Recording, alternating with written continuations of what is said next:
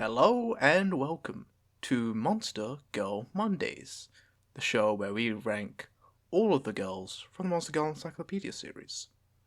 I'm your host, Yakuman, the man, the myth, the legend, the man of the movement, and with me as always is my co-host, Ellen Horai. Introduce yourself. That's me. Hello. We're bugging some more today, it seems. Single Cross just That's right. cannot have enough bugs. No. Actually, you want to know something interesting? I do. I was counting up all the girls that we have remaining. We have less than 50 girls to go. Oh dang. Yeah, Huh. Sandworm was number 50, and then we got like 49. 49 left. Looking at the tier list, I expected there to be less than that, honestly. But I guess there are Yeah, a no. lot of beast man. There's a lot of fucking beastmen. But we'll get to those later. For now, insects. Do we Insects. have any other insect girls we could think of? Not Um, really on my end. I think I already blew my load on that last week. yeah. Yeah, I don't really have anything else. I did see. I've already forgotten the name of it. There's this anime that hasn't been translated from the 90s, which its main character is a princess from a bug kingdom, and her hair turns into butterfly wings. Oh, It's like really cute looking. I can't remember what it was called though. that sounds really cool. Yeah, again untranslated besides from the first episode, I think. So yeah, unfortunately, I Oh don't really well. have anything. I guess we can jump right into it then. I guess we can. Yeah. Uh, Capri. Capri. I have This never is heard this name, but it seems to be a scarab of Yeah, some kind. Egyptian beetle scarab. Yeah. Um, yeah, the things that crawl over you and eat your flesh in the end of the Mummy, Oh, the Brendan Fraser. I don't Remember that? remember that. No. Oh yeah, like the guy he like goes back to treasure, but then the tomb closes, and then all these scarabs like eat him flesh. Yeah, Oh, I'm looking at yeah. Wikipedia, and Capri seems to be a god associated with the scarab. He's just a guy with a giant scarab for a head. It's kind of Oh, freaky. sick. That's sick. It's kind of gross. Uh, yeah, seems to be one of those gods from Egypt that do a lot of things. Mm. Well, what do we think of her though? She, doesn't quite have a beetle for a head, but she does have some beetle legs and Yeah, wings, which wings. I'm glad that they still seem to, yes, be made of gold and stuff. Even if it is like a part of her body, it's like Yeah, it's cool. It's cool that they went with that. yeah, for sure.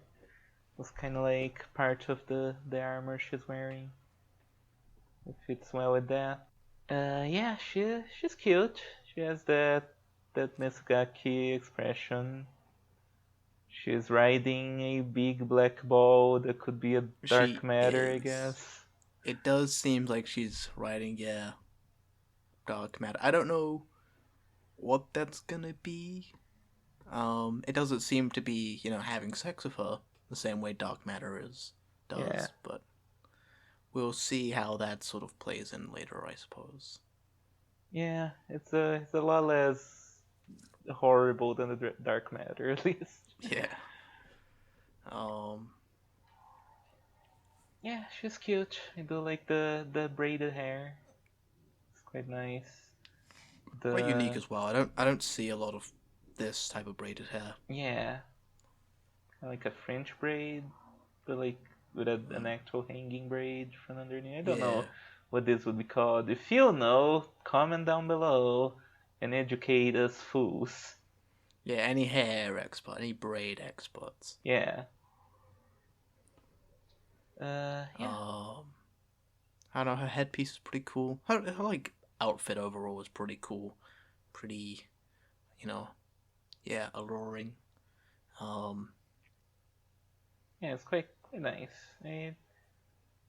It's a nice enough design. I think the lore is gonna have to sell her to.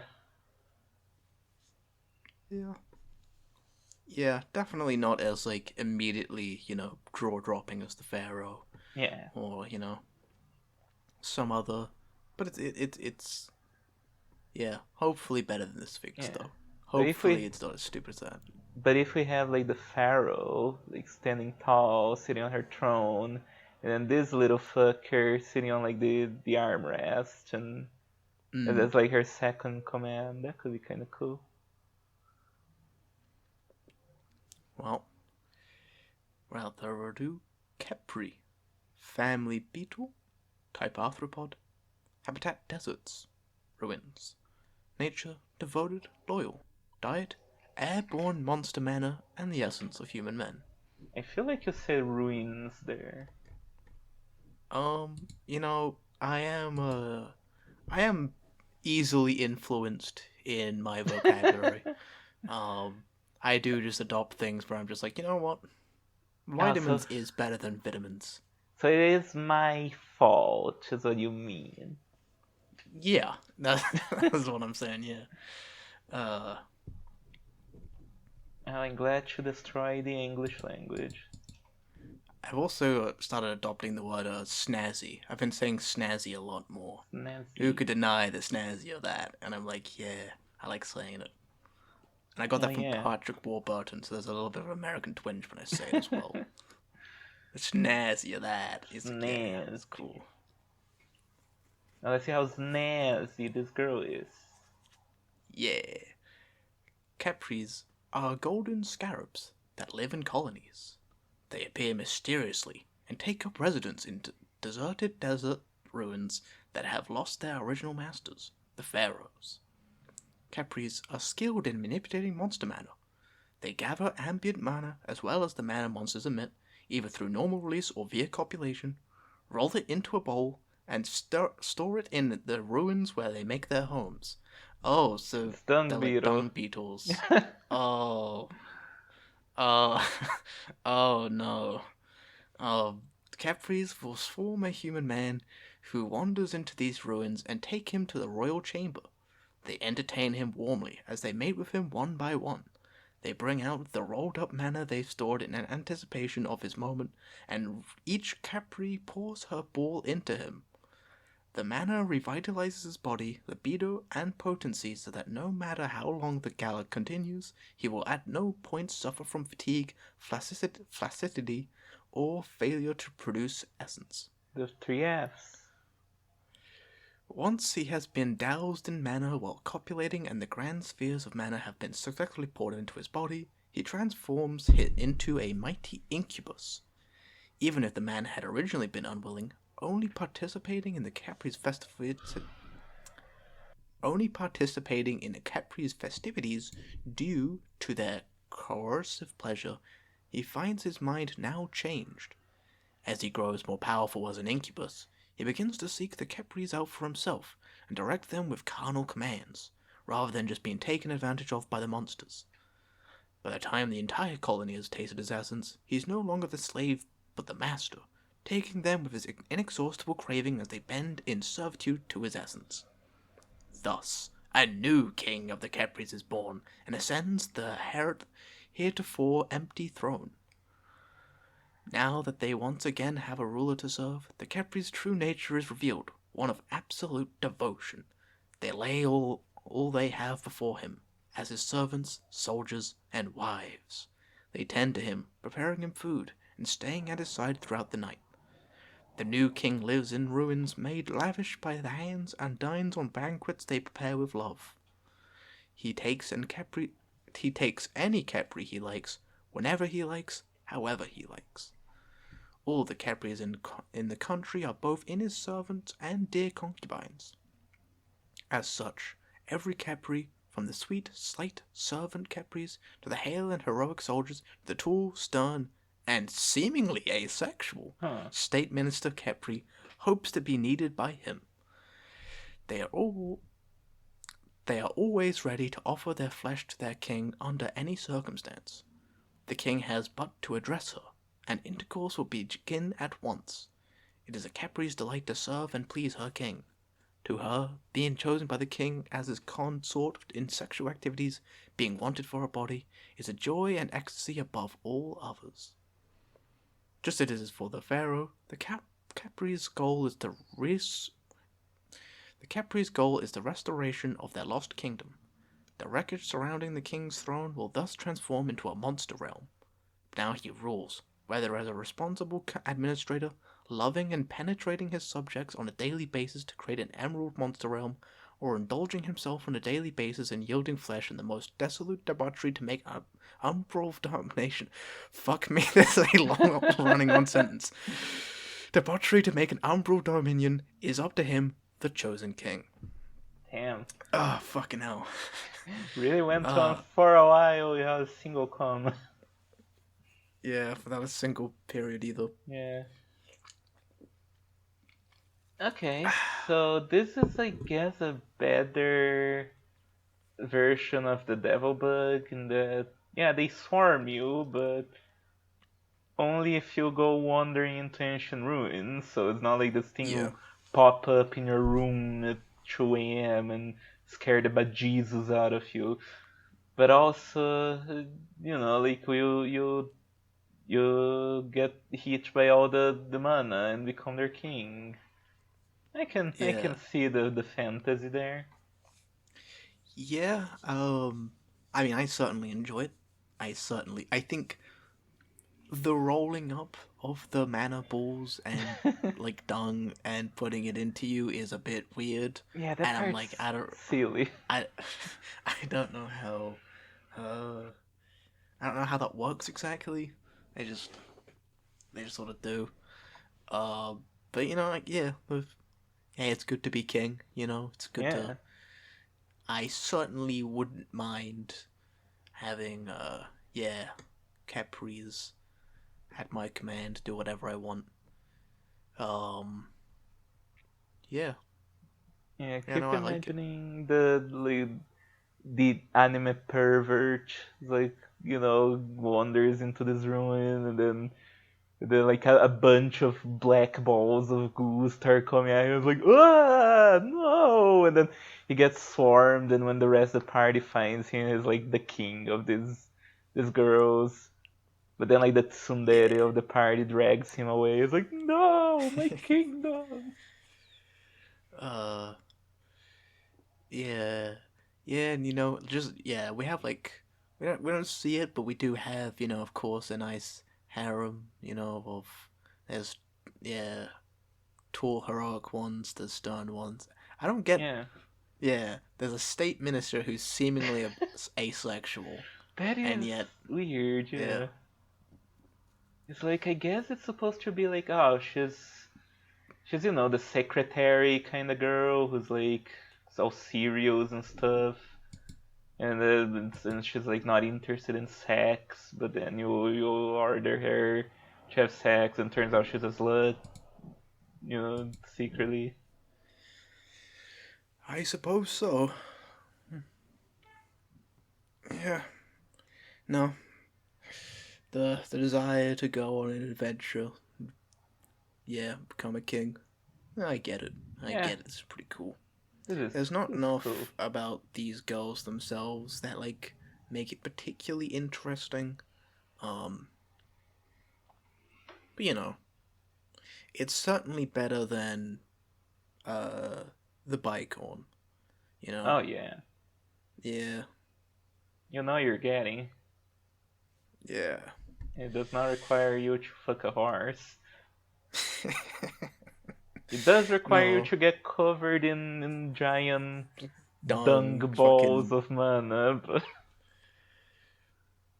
You see, the thing is that like I because of the way it's always phrased, I do think of like the essence of human men to always and like mana to always also because it also does often include like sweat and like scents and stuff like that. So sometimes I do think it's like wait, it's like shit actually a part of it or not? Oh, I don't ever know. I really hope this is not an actual ball of, I mean, I guess for some monster girls it could, yeah. but Yeah, I'm that would sure make it a whole lot more gross. the fucking devil bug doesn't mind, but Yeah. personally, personally, I don't want shit, mine or hers, to be a part of any fucking No. intercourse. Yeah, I'm glad that so far we haven't really gotten the sketch girl. Because, No, Kenko Cross is shooting wide with all the fetishes, and obviously he's not afraid of going into like weird territory, yeah, like vor and lolly stuff. But at and least like so massive far, tongues. yeah, Yeah. at least so far we haven't seen the girl that shits on you. Yeah, we need a fucking shit slime. That's what we need. Uh, We need a girl made of brown shit. Yeah. slime. Ugh. Ugh. Oh man. I mean, technically, the bubble slime is kind of that. Technically, Yeah, that was kinda. Yeah. yeah. She was sewage water or hot spring water. Yeah. Mm. She can be poop, but at least she doesn't have to. All right. Well, there's a second image here. Her being. I mean, is her like legs inside of the black ball, It kinda looks like it. And there's a or are you dick just? that's, I guess, straddling her legs. It looks kind of awkward. Yeah. Like imagine like that was like an exercise ball and like she's bending over on the other side of it and I'm reaching over to fuck her over the top. Like that's kind of weird. Yeah. That's kind of weird. Huh. I guess you gotta get Well, inside it to do the deed. I don't know. All Kepris exist for the sake of their ruler. A man who becomes their king may freely interrupt any Kepri's work to possess her as he pleases. Yeah, I like that. Yeah. Actually, I like that. Yeah, I do. I do like the pick up and do whatever. Like free use stories where like anyone has sex at any point. I'm not like Ooh. that into. Oh, I'm not I really like it. that into. But certainly, if there's where me myself, and I get to walk up and have sex with anybody, while there's still some amount of like, I am trying to do something, but fuck it, it's good. There needs to be like some amount of like dynamic to it. I don't want just like all sex with no like emotional or like stake at all. Which is the problem of free use world stuff. I guess I prefer when there's the emotional connection, but I don't know. I guess just having sex with a person just for fun is also interesting. Yeah, it's more just like the idea that like, well, it doesn't really fucking matter if we have sex anyway. It's just like, yeah, a guy fucked me like 10 minutes ago anyway. I don't mind stopping once again for sex. It's like, I don't know. I think it's But this hot. kingdom where everybody is doing something and I am just walking around being a fucking asshole. That's awesome. Gotta have the personalized experience, I guess. Yes. Anyway, I think we can move on. Yeah. Page 58. Vamp Mosquito. Vamp mosquito. I guess a blood-sucking little bastard. Okay, so this girl is okay. The problem is, if I was in Monster Girl Encyclopedia World, I would get swarmed by these girls and all day and be unable to do anything else. It's like Oh yeah, there's a lot of these. immediately condemned to a harem of these motherfuckers. Yeah, I mean, I'm not a fan of mosquitoes at all. One of the Yeah. I mean, not an unpopular opinion. They're one of the fucking worst bugs in the world. But Yeah, they're assholes. are vampire mosquitoes like quote unquote technically a thing, or is it just like combining of the two ideas of like I I mean, I've certainly thought before that if my blood is so delicious, then why doesn't kill vampire girls show up instead of hundreds of mosquitoes? And I guess Kenko Cross must have gone through the same logic of, wouldn't that be fun? Oh, turns out vampire mosquitoes are a thing, and they're specifically only female. Huh. Like a real animal? Yeah, vampire mosquitoes. I mean, Wait. yeah, the female mosquitoes are the only ones that suck blood. Male ones don't, because the blood, I think, is necessary for reproduction. Oh yeah, this is just like fucking Google AI being a fucking stupid piece of worthless piece of. Did you know Whatever. vampires are real? Except that they're tiny and then they're insects and they suck your blood when you're asleep. Stupid. Yeah. Yeah, I don't know, fucking this girl. This, even more of a Mesugaki. Yeah. Mosquito girl. If there was one, I think Mosquito does make sense. They are annoying, bratty, they want you to swat them. Yeah. Yeah, I know. Though I could see she has a big Oh pouch man. of blood right there. And Oh wow, that's like a lot of blood. That's a lot of blood. Someone's not doing too well. Oh. Is this how much blood she's gonna need every night? No. I think I'm gonna die. Oh. Please. I mean, depending on how much, yeah. This might be an early contender for fucking not for me. Do you wanna be a dry corpse? Then boy, do I have a girl for you. Boy, I love that lightheaded rush I get whenever I lose a massive quantity of blood. While trying to maintain an erection. Have you looked at the Cell Saga and Dragon Ball Z, like at the beginning when he's sucking people through his finger and be like, oh yeah, I want that.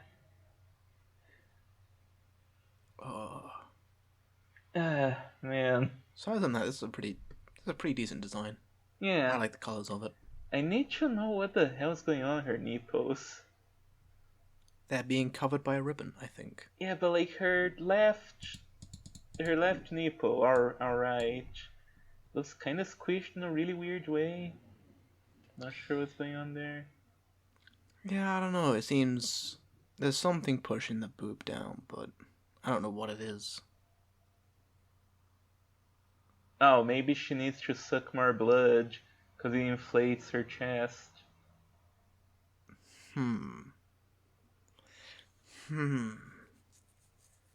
No, I think I would accept a girl being, flat-chested, as opposed to, getting.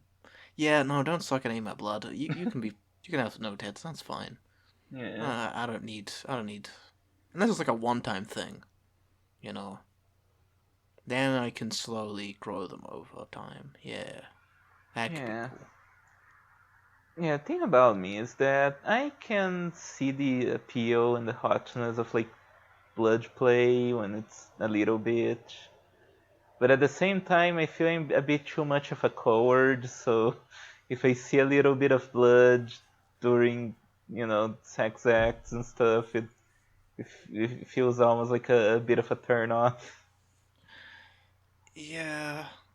I don't know, it's just like those instincts of yeah, it's gone too far now, I gotta stop. I don't know if I can. It's just like, it's like, well. Kinda hot, but at the same time, I start imagining the pain, the bad feels. Yeah. Not my blood, not their blood. It's off.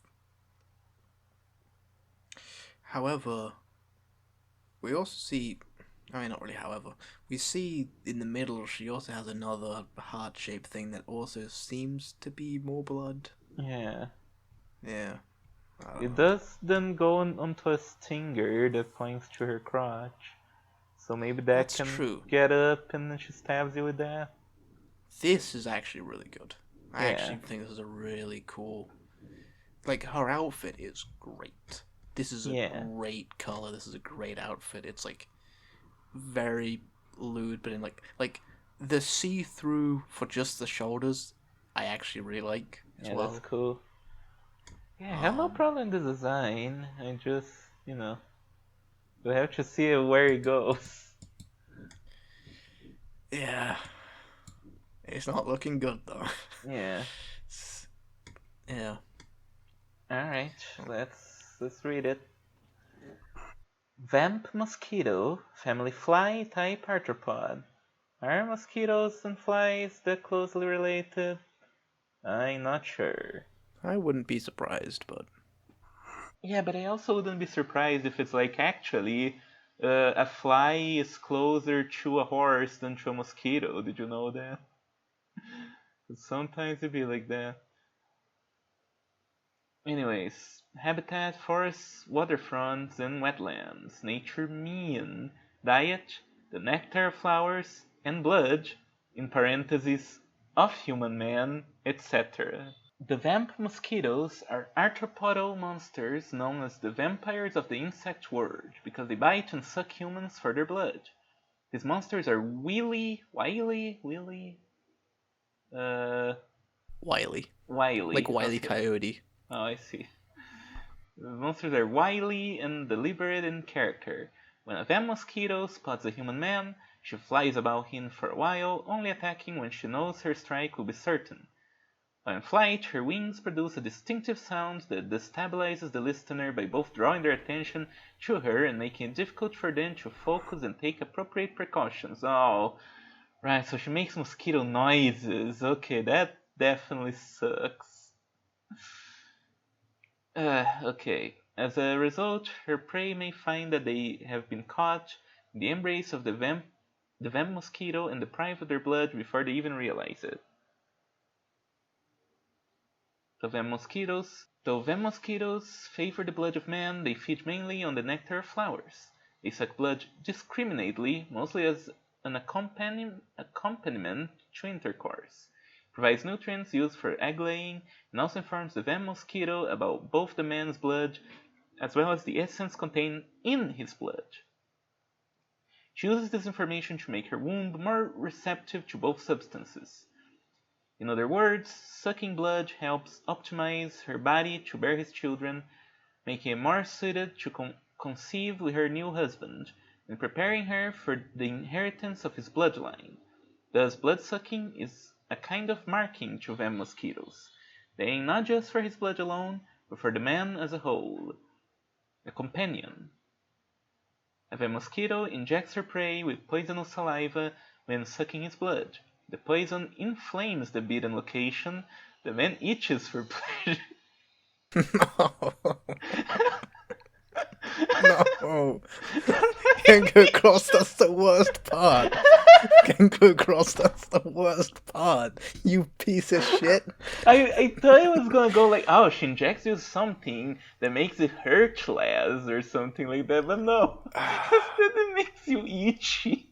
I love the pun. He itches for pleasure. Shut up, man. Literally, who the fuck thinks being itchy is sexy? Who the Yeah, fuck? I love throwing myself in like, Stinging nettles. yeah, like poison ivy, just to start scratching myself. I'm sure someone's really into that, but yeah, there's a guy who said he wants to fuck Poison Ivy, and so the girl's like, okay, and I'll dress up as the comic book character, and then she sews up, and she's like, oh no, not that kind. Oh man. Alright. The man itches for pleasure, though he himself cannot obtain titillation or assuage his itch by any means. The area becomes an erogenal zone responsive only to the vamp mosquito who made the bite. The only way the man can relieve the itch is to have the vamp mosquito touch it, lick it, or bite it for blood again. These actions are so pleasurable, it is as if his penis itself is being manipulated. Even if the man should flee the venom mosquito after being bitten, his thoughts will be plagued by the bite, itching for her touch. The venom mosquito then refuses to let him go and follows him persistently, flying about him, assaulting him, and watching for an opportunity to have sex with him. As mentioned earlier, the venom mosquito sucks her husband's blood during intercourse as well, leaving more and more bites that mark him as her own, ever growing the itch and pleasure of his body. As she takes in his essence, her womb comes to crave his essence and sucks it from his member, an essence extraction organ of mounting lewdness and delight. The venom mosquitoes are often called the vampire of the insect world. Actual vampires have objected to this appellation. One who intends to bear the crown of the vampire should uphold her eldritch birthright with pride, and not conceive human children with abandon. However, it is humans who invented this name, and venom mosquitoes seem to be too busy drinking up their husband's seed to take much stock in the matter one way or the other. No second picture. No second picture. So, there are some things here that I do like, right? I like the idea of, like, sucking of the blood and, like, that correlating with the passing down of, like, the bloodline, right? I do like that idea, and yeah. I think that might have been incorporated somewhere in the other vampire girls we've seen, but I don't think it has been. Yeah, there was something in the mermaids of like drinking blood and stuff. Yeah. I don't think it was quite about the bloodline.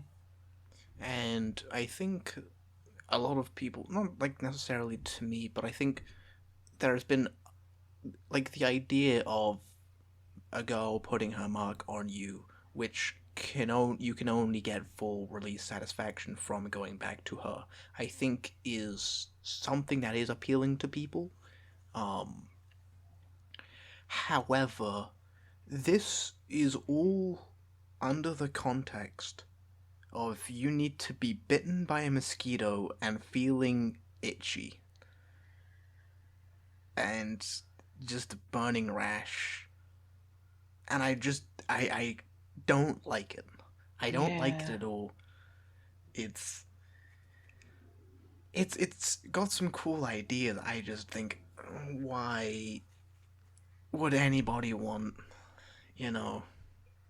this? Yeah, like turning the mosquito bite into an erogenous zone is comparable to your penis is not a direction I would imagine going with the concept of, okay, a girl that's all about blood play. What are you gonna do? You gotta bite you, make you itchy, and then you gotta have her like lick your itchy spot in order to feel good and come. It's like, what? So stupid. I also need to know how big are her bite marks. Are they like tiny like a normal mosquito? Because she's pretty big. No, it seems, big. So it's just gonna be like a massive fucking like bloat on your skin that she has to rub in order for you to feel good. Just like the only way you can relieve that itch. It's so fucking gross. I don't like it.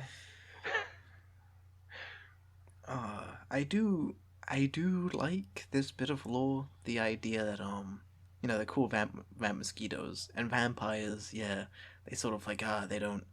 Yeah, a true vampire wouldn't fuck a human, but turns out vampire mosquitoes they aren't even really like aware about this. Yeah, they just accept being called vampire mosquitoes. They're just too mindless in sex to really think. It's like a funny, cute, concept. Yeah, I like it. A good integration of these two races that exist in this world. It's like word building, like an encyclopedia. Yeah, It's telling you about this word. He does it every now and again, but It is nice when he does it. Yeah. Um, Yeah, yeah. I will have to pass. Like if I'm getting isekai to Monster Girl Encyclopedia World, remind me to pack a lot of bug spray. Yeah. Ugh, gross. Wait, where do these fuckers hang out again? Forest, waterfronts, and wetlands. Okay. Okay. It makes sense, I guess. Um, yeah. I mean, another upside I would say is that this isn't like too much of a volume 2 entry. It's actually pretty succinct. So, Yeah, that's true. congrats on that, I suppose. Anyway, I think it's time we move on to the last and final goal, volume 2. Umukade. Oh, Mukari. Oh, Centipede Girl. What's your thoughts on centipedes? I don't know. Centipedes are kinda upsetting. Kind of literally one of the worst things in the world, yeah. They're kind of one of somehow, the worst bugs. somehow they manage to be like more upsetting than spiders for me. No, I think that's correct. I think like spiders there's like a lot of variety and stuff, but you know, there's a lot of chill ones that are just like fine, it doesn't really matter. Um Centipedes on the other hand are just like Yeah. gross, vicious, disgusting little creatures that like don't get enough hate. Yeah, Millipedes are like pretty cute, but centipedes disgusting. yeah, the way they move is like so just you shouldn't be. Yeah, uh, that has to be said. I did remember this last time, but I didn't. For some reason, didn't really bring her up. There is a centipede girl in Toho. oh, We won't get to see her for a long time, probably, in our streams. oh By the yeah, way, check out our streams. We did a new Toho stream, we sure so, did. so We look at that if ranked you not haven't. that many goals, but we ranked them A good over four amount. We went hours. through Yeah, Toho 8, 9, 10, and the fighting game ones. yeah, Not too bad. for like 4 But hours. Yeah, yeah. Yeah, the centipede girl in Toho, she's just a normal girl that has a lot of like little chains over her outfit. They're supposed to simulate legs. And she also carries a pickaxe for some reason. So people joke she's the Minecraft girl. and what's her relationship with Wiggle Nightbug? None as far as I know. Darn, what a It, missed opportunity. this is Toho. It's like relationships between characters are very rare. Even if they seem obvious, Zuno's just like, nah.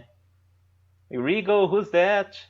Oh, stage 1 boss of Imperishable Night. Imperishable Night, what's that? Oh, that's the one with Mako, right? Yeah, okay, I remember what you're talking about now. Anyways. Yeah. So this girl seems to be, yeah, you know, it's a Pangu girl. She's got, you know, the kimono. She is Um, creature. she certainly is a creature. I'll say, as a gloomy girl fan, the non-centipede part of her is pretty cute. Yeah. You know, how her hair drooping down her face and the kimono being like very loose. Basically, just she's just kind of wearing the sleeves. Yeah. Yeah, no, I do like the, petiteness of her upper body, you know, with like all these, like, if they were like just like big claws, they would be like pretty cool. Not legs.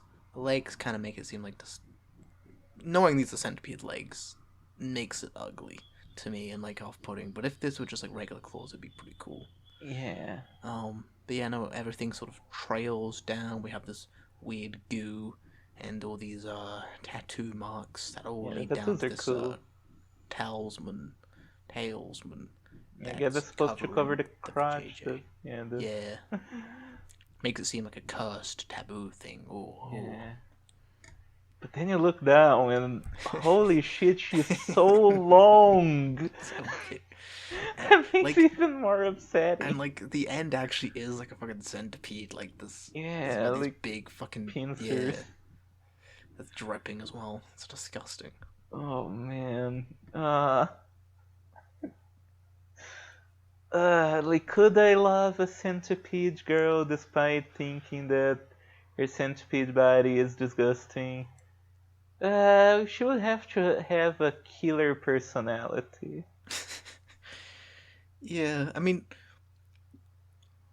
we've had like quite a lot of yokai girls, and obviously a lot of yokais. Like, you think she's like an attractive woman, but actually she's like a monster. This one actually is like, I would be attracted to its human body, and then turns out she's this big fucking centipede and just like fucking kills me. Yeah, it's a hard sell for sure. Like, it would it would require a lot of investment. Like, I don't think I would run away immediately and break her heart, but it would be like, okay, can you like not move that so weirdly at the very least? How many of those legs can you use for foot jobs? Well, she has no feet. Darn. Okay, next question. Well, what can I do with those legs? That can make me think, oh, this is an improvement over Lamia. Yeah, Lamia is better than this by virtue of not having 1,000 legs.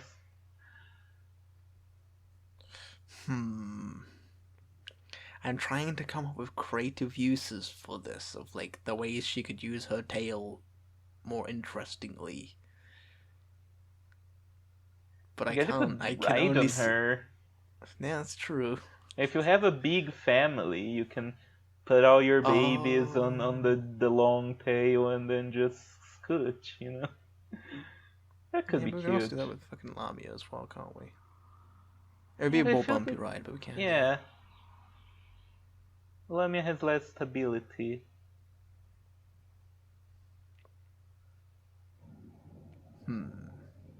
Uh, well, guess we're gonna find out what she does. Maybe she, maybe there's something in this entry that just makes no. It's a Zipango entry. She's a This is trad gonna be wife. a trad wife. So again, are you gonna use those feet for making lots of miso soup? I don't think so. Lots of rice. I don't. Traditional Japanese wife. I don't know. She puts one soaked rag under each leg, and then just skitters around and cleans the house. Oh yeah, nice. Uh, I feel like I couldn't have like a pet dog or cat, because like it would just be so freaked out by the lower body. yeah, the animals would not be into this. Umukade, family centipede, type arthropod. Habitat: the forest, mountains, and caves of Zipangu. I like centipedes are known for being in mountains. And Well, caves. they do live in caves. Okay. Nature gloomy, violent. Diet carnivorous, favors meat and wild animals. Yum yum. Oh God. It doesn't. Okay. Yeah, I guess centipedes are carnivorous. Yeah.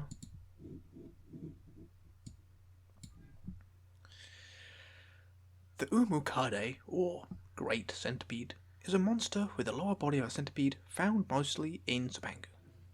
The upper body is that of a bewitching beauty with a certain dark hair. The Umukade's temperament is correspondingly gloomy.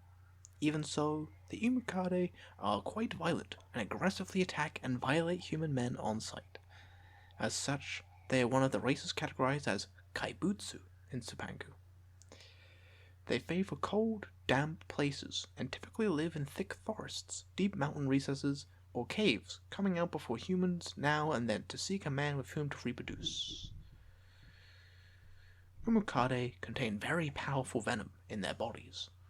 When one finds a man, she bites him with her mouth, or with the maxillipeds at her neck or her tail, and Okay, injects him. she's not making a good argument for herself right out of the gate. No, no. So she can either bite you with her regular human-ass teeth, or it's with these pincers on the end. Yeah. Oh god. And injects him with her venom. The moment it is injected, a fierce pleasure sears through him at the wound site. His strength that then leaves his body. Her venom is so debilitating, a numbing pleasure persists in the same location for some time, even without further action. After debasing the man with her venom, the Umukade wraps her long body about him, embraces him, and constrains him with her countless legs, pressing her beauteous feminine body close to his skin, and violates him in a union as dank as her disposition. Man, I was a long time since I seen the use word dank Yeah. using that. Dang. As dank as a disposition. Nice. She hits the 420, blaze it. Yeah. Fucking 420. Ay. Her welcoming genitals are perpetually sticky and damp, as if to indicate her nature. When the man is tainted with her venom, her lubricant reacts and increases its potency, so that while she moves her hips, both his member and all the places in which the venom circulates are visited by the pleasure of intercourse. The Umukade is fearsome, not only for her venom and viciousness, but also for a monomaniacal affection and tenacity. She never releases a man she has once obtained, but joins with him again and again, corroding his body and soul with her love and pleasure until they are all hers in full. Umukade thus are quite dangerous, but do have a major weakness: the saliva of human men.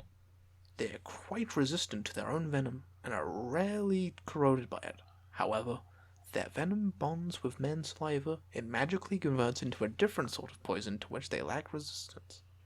If an Umukade ingests a man's saliva through her mouth or genitals, the poison it yields continuously assaults her entire body with a fierce pleasure for some time. Despite this weakness, though, it seems fairly common for an Umukade to get carried away by her love for a man during sex or the sweet taste of his essence. In this way, by her own doing, she may inadvertently ingest his saliva with a kiss. The patterns on their upper bodies are venom glands. It is said that when a man licks these glands, a powerful pleasure courses through the Umukade's body, albeit not equal to the produced by the directly ingestion of his saliva. Alright, so this was just the Girtablilu again, but with a weakness to saliva randomly. Which is kind of an improvement, I think. You defeat the villainess with a kiss, or, by eating a pussy. That's another way you can defeat her, but, you defeat her. Right, that's a sort of appeal to that, I think. As well as, licking these tattoos. That also causes her a massive amount of pleasure, I could see that. Yeah, that could be hot. Besides from that, though. But, yeah, there's just one big problem.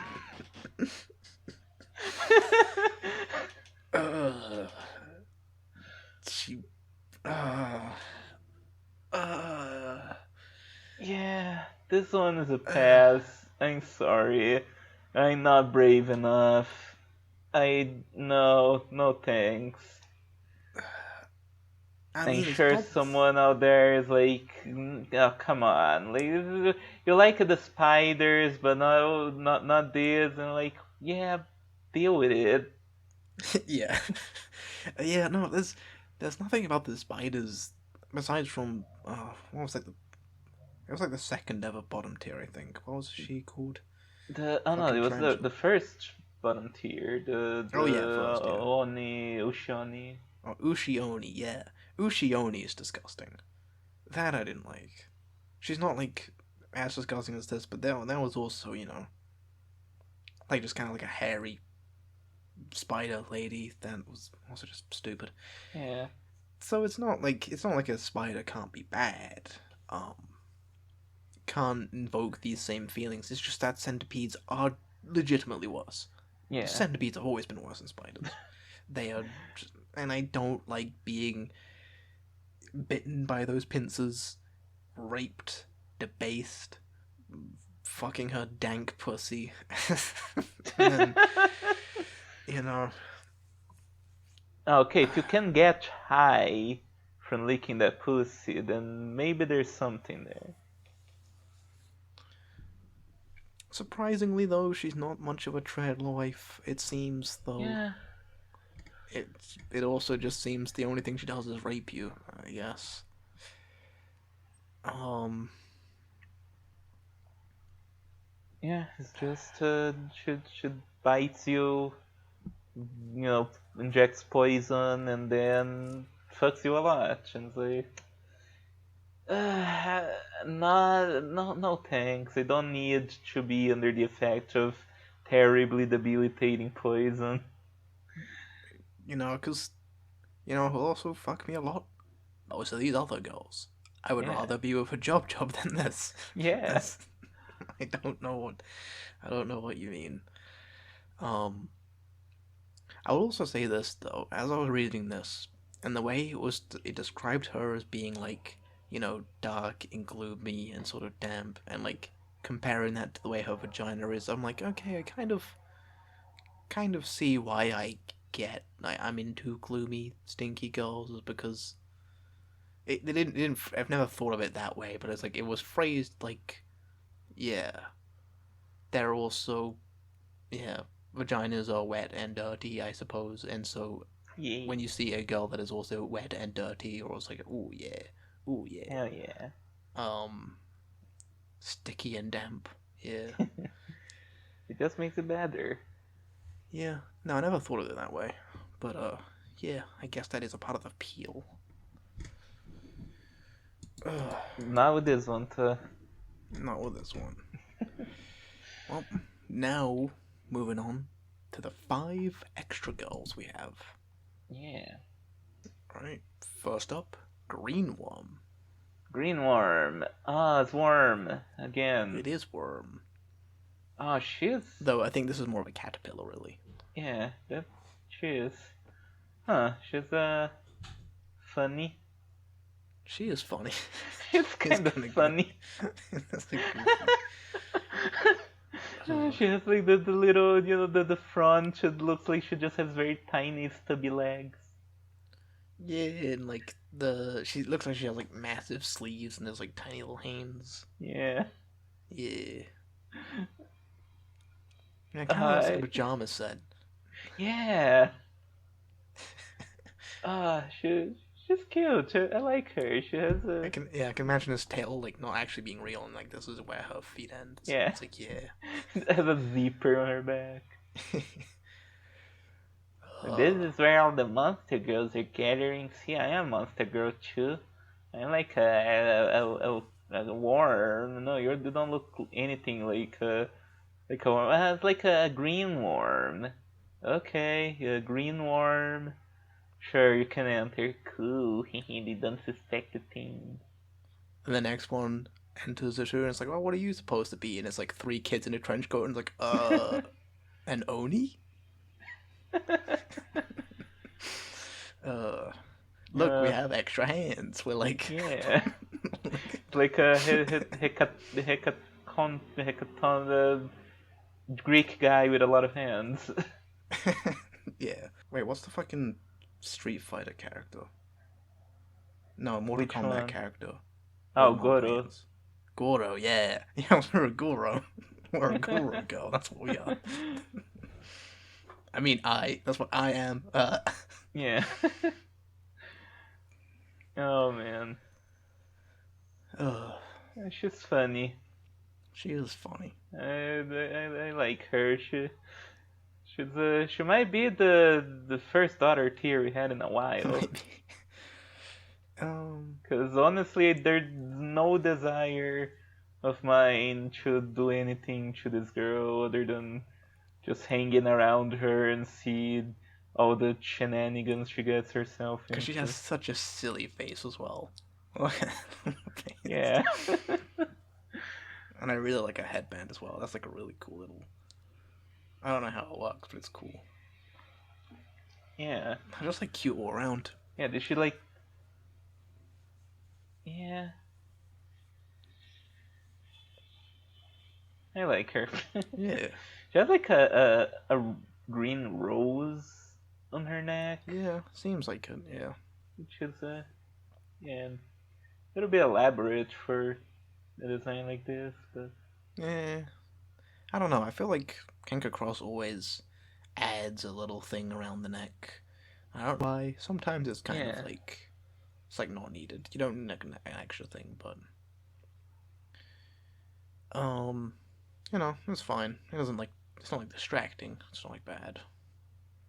Yeah. Maybe it's like a snack. She just Oh, brought a actually, bunch it of might. leaves and she keeps Yeah, around it her might be neck like a and fucking just little cabbage, and she just kind of like eats them. Yeah, she's like yeah. she would. Yeah, she's walking around just like reaches down a little bit. Yep. I like her. Yeah. I like her. Well, I hope her lore please, isn't please, disastrous. please don't. Well, if you want Uh, to start reading. sure. Greenworm, worm family bug type. Habitat plains forests. Disposition simple gentle.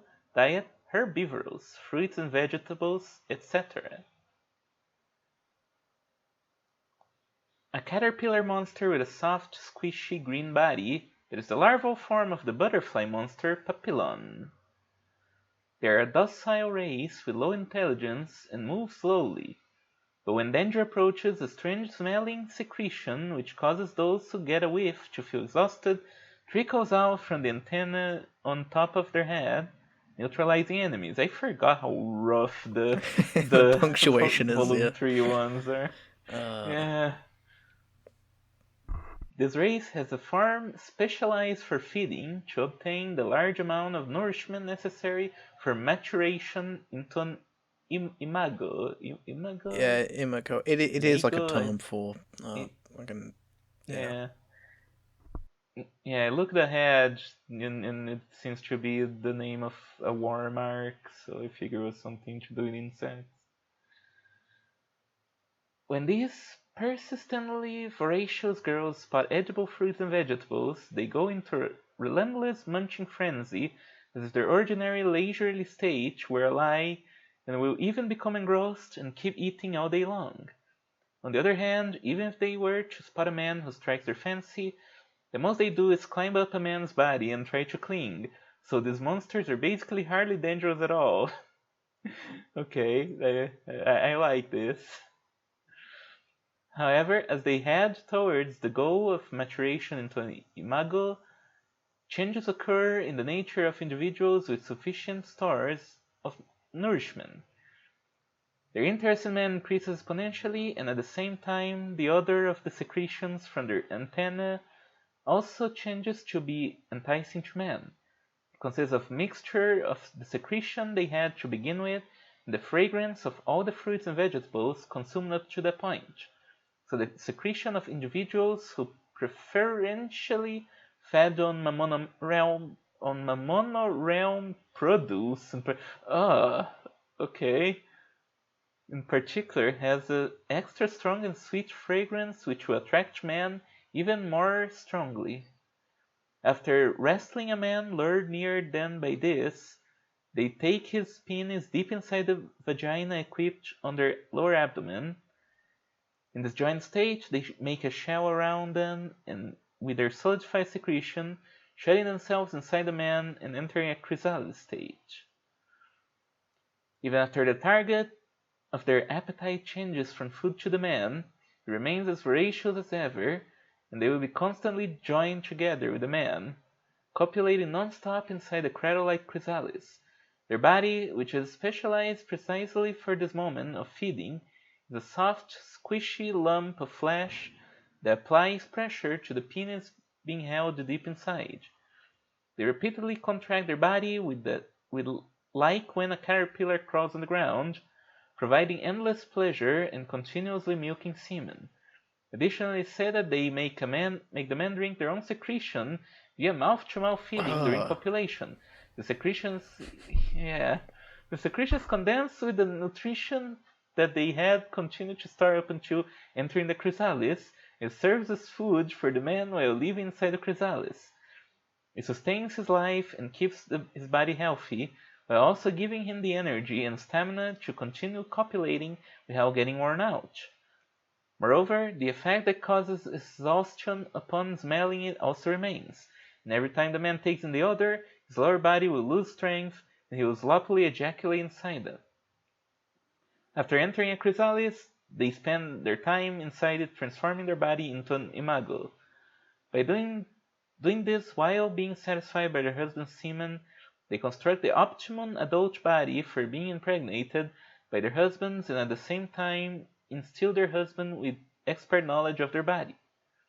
While spending their time copulating inside the chrysalis like this, they grow into a beautiful papillon and achieve an eclosion together with their imprisoned husband. See, I liked it a lot better when it was just the first two paragraphs. When it was... Then it got weird. Yeah, when it's just like, they're not very dangerous.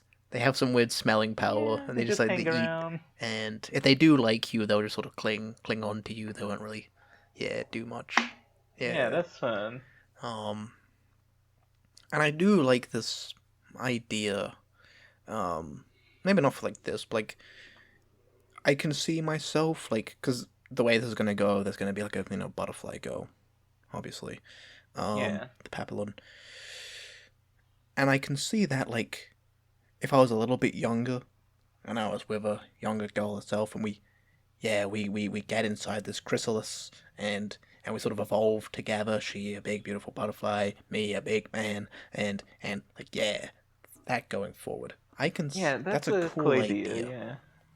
However, I also don't really see myself as a young boy in most sexual scenarios, and I don't see myself wanting to do anything sexual with the green worm anytime soon. Especially not her feeding my own essence back to me through her mouth. That's gross. Yeah, that's weird. Don't do that. Don't ever do that.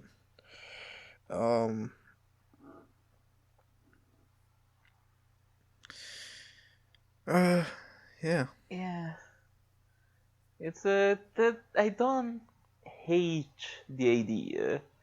It can be romantic to just like lock yourself for a while with this girl and like have this like share this important moment in your life with her and in her life with her and like just constant copulation until you two are both come out of it better than before.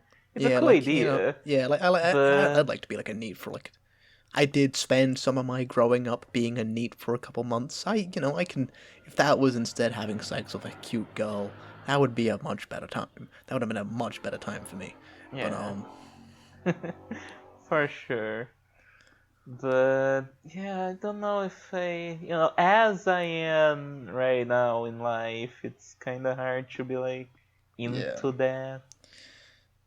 Especially when the girl in question looks like fucking protagonist of a gag manga that's just stumbling around and getting herself in shenanigans. But I guess there is an appeal to have this silly little motherfucker become a beautiful butterfly. I see where this is going. this was not bad at all in any way. Yeah.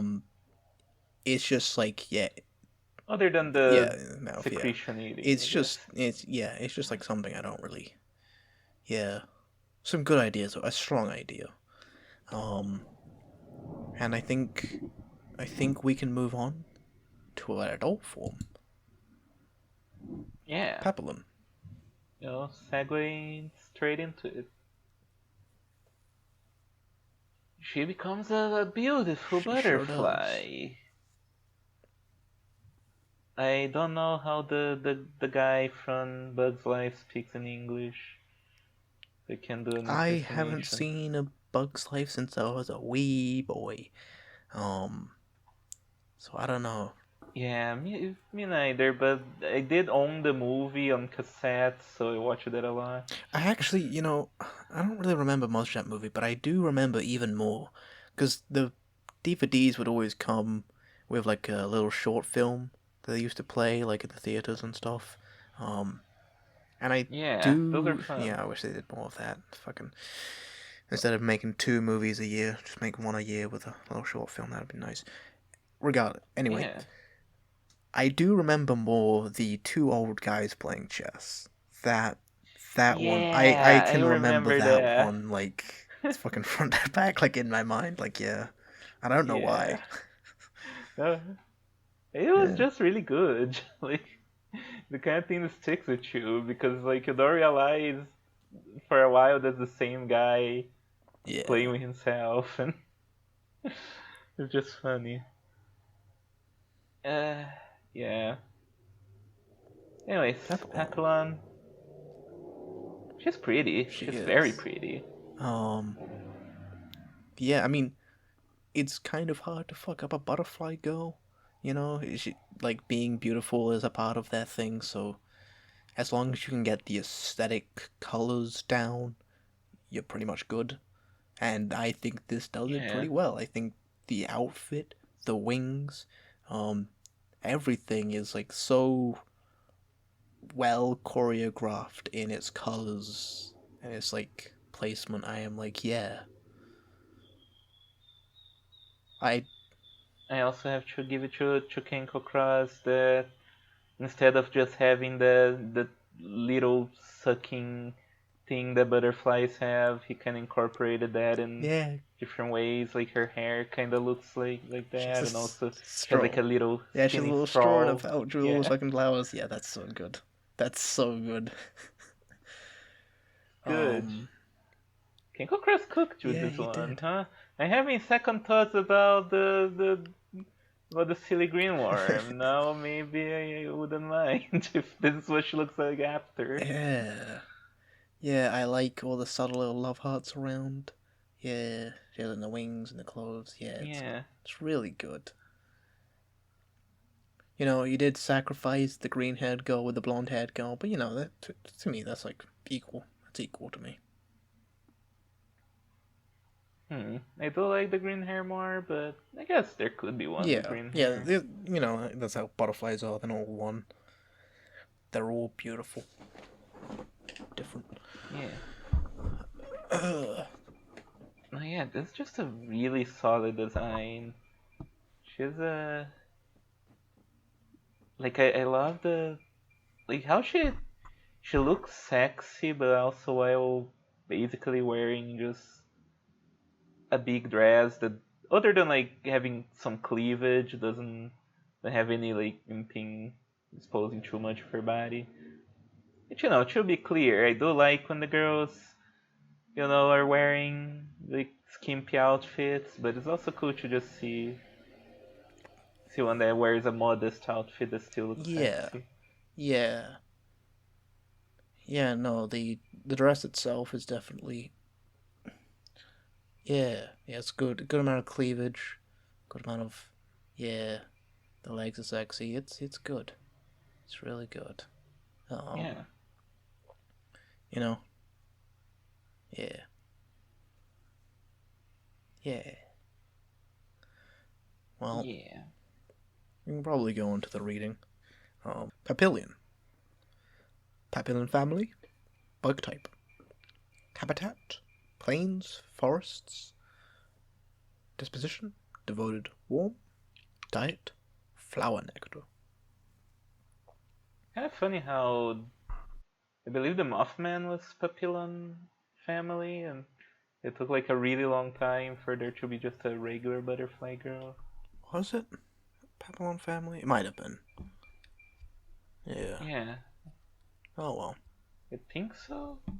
So, yeah. Actually, it might have been Family Mothman. It might have been. Maybe I'm misremembering. It's been a while. Yeah.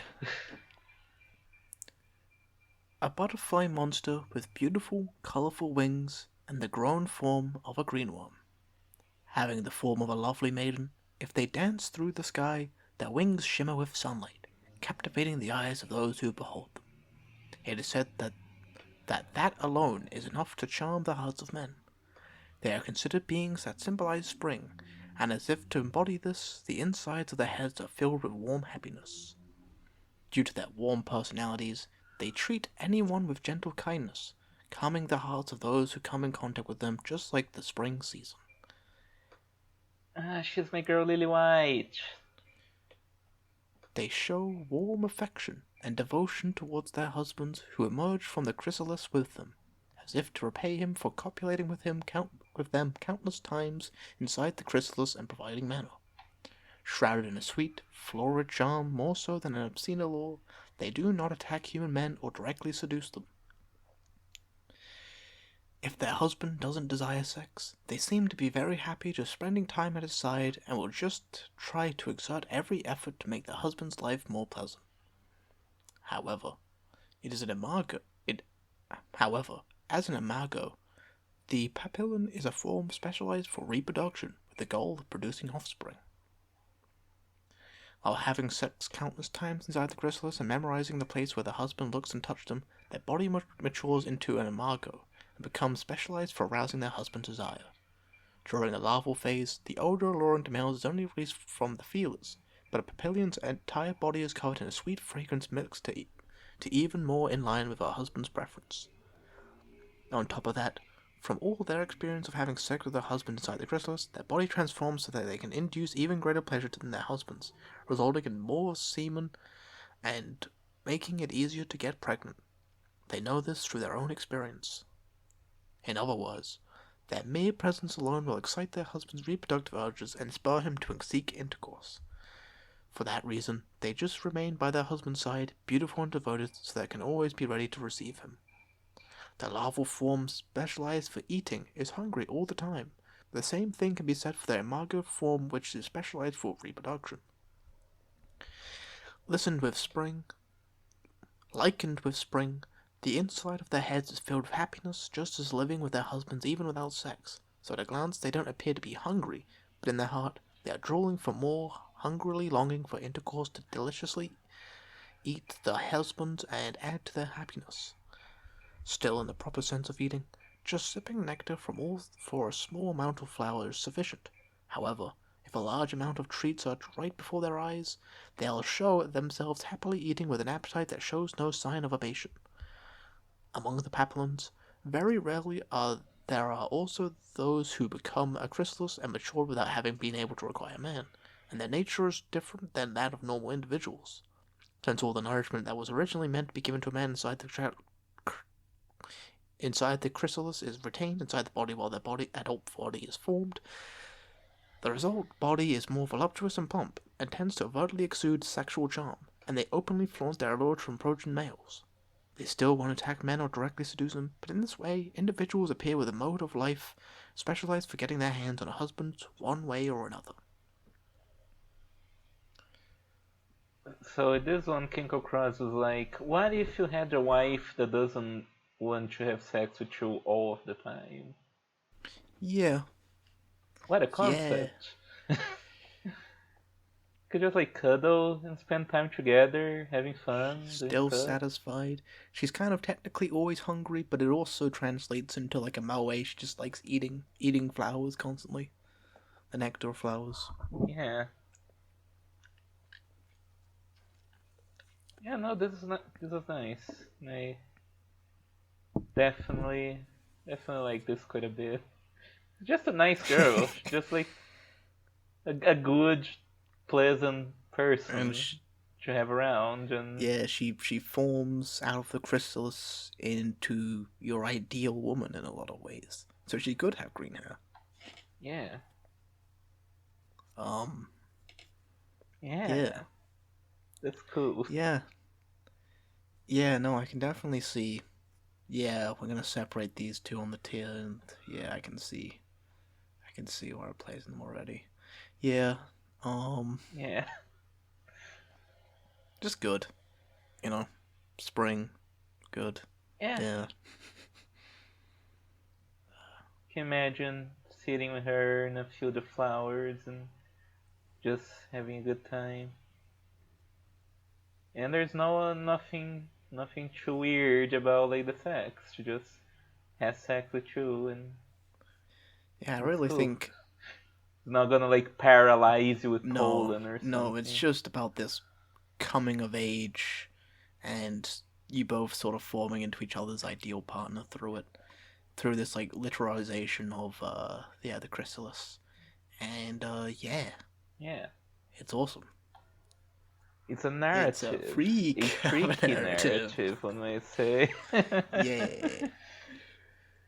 Uh, yeah, it's not too weird, so I don't think I really have anything to say. Um, I'm glad she dropped her, semen spitting in my mouth days. Yeah. That's past her. I'm glad that's gone. Uh, It was just phase. just, When she was a silly kid, yeah, yeah. just a thing in the moment. Well, I think we could probably move on. Yep. Wonder Worm. Wonder Worm. Another Another worm. worm. This one is the caterpillar from Alice in It sure Wonderland. is.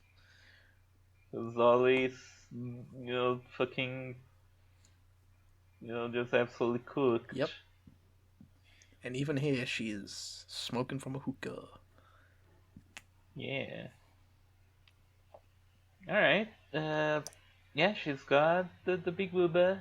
She's hot. Mm-hmm. Doesn't have, she does have like the lower bottom of a caterpillar, but it's not as upsetting, I guess. It's like a centipede. No. Yeah, no. Like, look how cute and stubby those legs are. It's not Yeah. bad. Yeah, just gotta make your rounder shape. Yeah, it's very That's how the chubby. human It's a brain very works. soft, chubby looking lower body. That, yeah. Yeah, because there's an eye where her ass is, almost like looks like she's sitting on a caterpillar. Oh yeah, I can kind of see that actually. It's kind of it's just like help, help. uh, uh. Yeah, no, it's funny how silly the lower half is compared to like this, such a mature looking lady at Yeah, top. It's a moe contrast.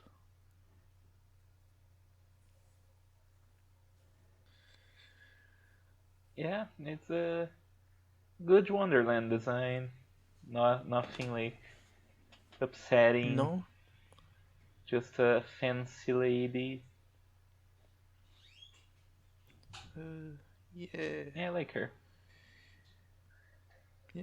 One suggestion to make this better would be if she was sitting on a mushroom girl. Oh yeah, that's true. She could be, though.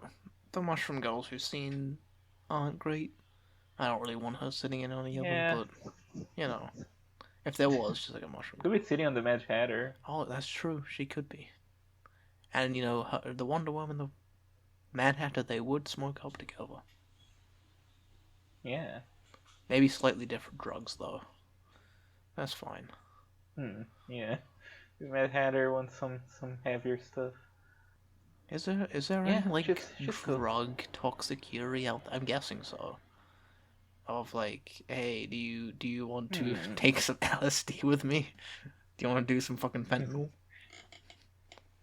It would be a very different kind of green Yuri, if you get what I I mean. actually don't know what green Yuri is. Oh, you don't know No. Green Yuri? Like the guy who I like turned out to be a girl or something. Mm. It's like the most popular Yuri right now, I Oh, think. it's a series. Oh. Yeah. Yeah, no, I don't really keep up with anything. Um, uh, I watched Onisama E. Oh. That was about it. Oh, that one's certainly toxic, I think. Uh, there actually is drug usage in. Yeah. Yeah, there is. Though it's mainly about smoking. There's mainly girls smoking in there. Hmm. Yeah, that's low Yeah, it's level low level. shit. We need girls bullying each other into, yeah, taking acid. And her Yeah. being like, no, I don't like what it does to my mind. And it's like, well, I like what it does to you. And then you fucking pathetic. And then she fucking injects her with heroin. Yeah. Damn. A little too extreme, but well, shall we find Yeah. out It's your turn to read, I believe. what her deal is? So whenever you're ready. Right. Okay. Wonderworm, worm family bug type. Habitat Wonderland, disposition common lustful, diet herbivorous, fruit juices, the smoke of tobacco made from mushrooms, etc. I don't think smoke counts as herbivorous diet, but all right. No, I don't think it does. I don't think. I don't think burning weed. Like, dude, my diet's herbivorous because I smoke so much weed. I can imagine that being a fucking Seth Rogen joke. Fucking. I love my greens. Smoke weed. Oh man. Alright. A race unique to Wonderland, having the soft, squishy body of a caterpillar. The progenitor of this race was a lone green worm who wandered into Wonderland and incurred the wrath of the Queen of Hearts by devouring all the sweets that were meant for a tea party she had just been looking forward to. It all started with her being struck by a spell meant to curb her appetite, which resulted in the loss of the ability to go through the pupal stage and change into a papillon, which is a butterfly. Thus, they became a race whose body grows while still in caterpillar form. And so, unlike the original race, it is no longer necessary to eat large amounts to become an imago, enabling them to be active for long periods of time, even extremely scarce meals such as small amounts of fruit juice, etc. I guess so she's like the fucking Poliwag, like Poliwhirl evolution line. I don't know anything about Or it's like Pokemon. it's like a Pokemon that's like a Tadpole and then just stays as a Oh yeah, that Tadpole. guy. So it grows Yeah, legs and arms and just becomes that guy's buff. cool. But then there's Politoed, which is when it actually becomes a frog. It's a split evolution. One of the most neat ideas of Pokemon. By the way, Imago is the last and final stage of metamorphosis for a bug. Yeah. I see. Yeah, I Yeah, figured. I wasn't sure of the quite definition, but yeah. Kinklecross really seems to like the word. He does know his vocabulary. He does know words. Yeah. He's not good at using them, but he does know words. Since the nutrients and mana, which originally would have been stored up for the transformation into Imago, instead are all used to fuel the body's growth, regardless of the needing very little, they tend to grow much larger compared to the original race and easily end up with a voluptuous figure. Perhaps because of having to maintain such a large body with little nutrients and mana, they aren't very active, and their words and actions seem more laid back than the original race, giving them a languid aura. One of their most especially distinctive traits is the fact that they have a penchant for tobacco made from wonderland plants, mushrooms, etc., and regularly smoke it to sate their hunger. The colorful, sweet-scented smoke that drifts in the air around them causes those who breathe it in to feel intoxicated and horny, but at the same time rationality and common sense are diminished. Wonderful fucking just like passive voice there. Great. As if stifled by the smoke, was more due to having continuously inhaled the smoke. Even the breath that escapes their lips has pretty much the same nature as the smoke itself. When conversing, each time their mouth opens, breath spills out, and men will start to feel a dizzying intoxication as they listen to their seemingly mystifying words. The sight of them languidly sighing will be unbearably alluring. Okay. And just being blown on from up close will be enough to cause entrancement in a dreamlike state of mind. Dreamlike mind state. I feel like I'm in a dreamlike state of mind by reading this. Like, holy shit. What the fuck? With diminished reason, one is powerless to resist the sexual desire that is laid bare. Common sense that has been shaken and shattered will reform in a manner suitable for a denizen of Wonderland. Just like the monster before his eyes, so too will the man feel that it is proper for two people who want each other to say their sexual desires together. And they will end up lying together without it being clear who initiated it. Since they are already adults, they have little appetite, but given it's an adult body specialized for reproduction, it's as if the greenworm's endless appetite is replaced with an equivalently insatiable lust. Although they seldom attack human men themselves, once a man is mystified by their smoke, if invited for sex, they'll seize their husband with their long elastic body and its countless legs to keep him from escaping the pleasure and intoxication. Furthermore, it seems their mouths get lonely when not smoking tobacco, so they frequently seek kisses during sex, and the breath thereby blown into their husband causes endless lust. They also love to perform fellatio and have a penis inside their mouth. There you go. They get lonely without having tobacco in their mouth, so they put your penis in their mouth. They're like hungry greenworms, the way they suck it and refuse to let go, while lovingly blowing on it so that their yummy treat will remain permanently erect. You know, when you first said that, I thought they said they also love to perform fellatio, and they have a penis in their mouth, and I was like, wait, they have a penis in their mouth, like a tongue? What the fuck? And I was like, wait, no, I get it. Oh like man, a fucking alien? That would have been quite a surprise. Imagine you get to the very end of the entrance, like, they have a penis in their mouth. What? Gross. Yeah, okay.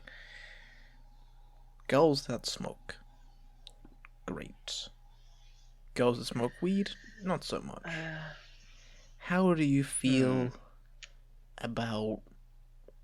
Yeah, she blows the smoke in your face and you get horny and... Yeah. How'd you feel? So... Smoking girls... They're hot aesthetically... But I also hate being near anyone who's smoking. Yeah. So that's kind of a problem. I imagine maybe this like scented. This is scented, yeah. It does say it's like a sweet smelling. I don't think Kanko Cross he often does, like, yeah, it's a sweet smelling aroma. Like, even if it's stinky, it still smells sweet to you. I don't think he likes bad smells himself. Yeah. Yeah, so I don't mind that. It could be pretty hot to have her blow some smoke clouds on me as long as they smell nice. Yeah, that can be pretty hot.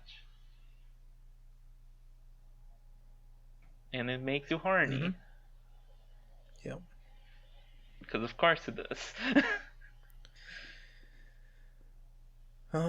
I mean, overall, I think it's a fine idea, you know? They just, being cursed to not go for the metamorphosis and turning into, like... Yeah, I think that's what I would have wanted to see, actually, like, because she's not going through this healthy, normal metamorphosis, instead she becomes, like, a big, neat child that just, like, smokes all day, Yeah, I could see that working, she just wants to sit at home, play video games, smoke, have sex. She's not a healthy adult, but that's fine. I could see that working, but I don't think that's what's here. I don't think... Yeah, here there's not a lot about her personality or anything. It's more like, yeah, she smokes a lot. Yeah, she fucks. She, um... Little bit of a volume 2 entry. Yeah.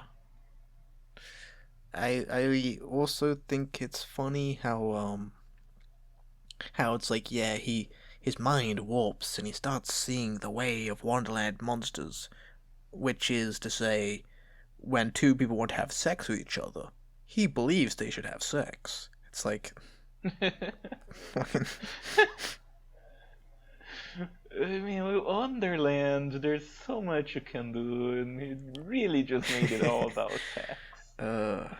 Like, you start seeing the way of people in Wonderland. You start thinking that Woodpecker and Microwave are kind of similar when you think about it. Yeah, I feel like you just go Delulu yourself. That would be pretty cool. Yeah, the downward spiral. Yeah. Yeah, you start listening to Weezer every day. Yeah. And fucking Captain Beefheart. Yeah. Yeah, that's cool. And we start having tea parties upside down. Yeah, cool. Yeah. You just go crazy. Yeah, I feel like Wonderland in here could be a lot more crazy. Yeah. I mean, he comes up with some really crazy shit. That's just like, whoa, holy fuck. What the fuck is that Humpty Egg? What the fuck is that? But for the most, sometimes, like this isn't as bad as the Jabberwock. I don't think. Nothing's actively off-putting, and it's not completely devoid of ideas. I just think it wasn't taken into a very obvious. That was a very obvious direction you could have taken this. That it just didn't fulfill. I mean, I do like the idea of her being like a regal kind of presence, like she is. I just think it needed to do something rather than just, hey, do you have a fetish for girls blowing smoke on your face? Well, do I have the girl for you? Yeah. I want to sit on her lap and give her a kiss at the very least. Yeah, I can see that. She does seem warm, comfortable. I do like her. Yeah. Well, do you want to move on to the next goal? Sure. Now, as I alluded to last episode, this is the first official goals. These two are the first official goals to be added while we were doing these podcasts during 2025. Wasn't there when we started. The man is He's back. He's back. He's making it. And without further ado, Abaddon. Abaddon. Whoa. This is complex. This is a Queen's Blade jazz design. Yeah. Just super exaggerated. Yeah. First of all, huge fucking tits, huge fucking thighs, huge bug tail that it's sitting on, and it's got all this like armor and spikes. It's like crazy huge.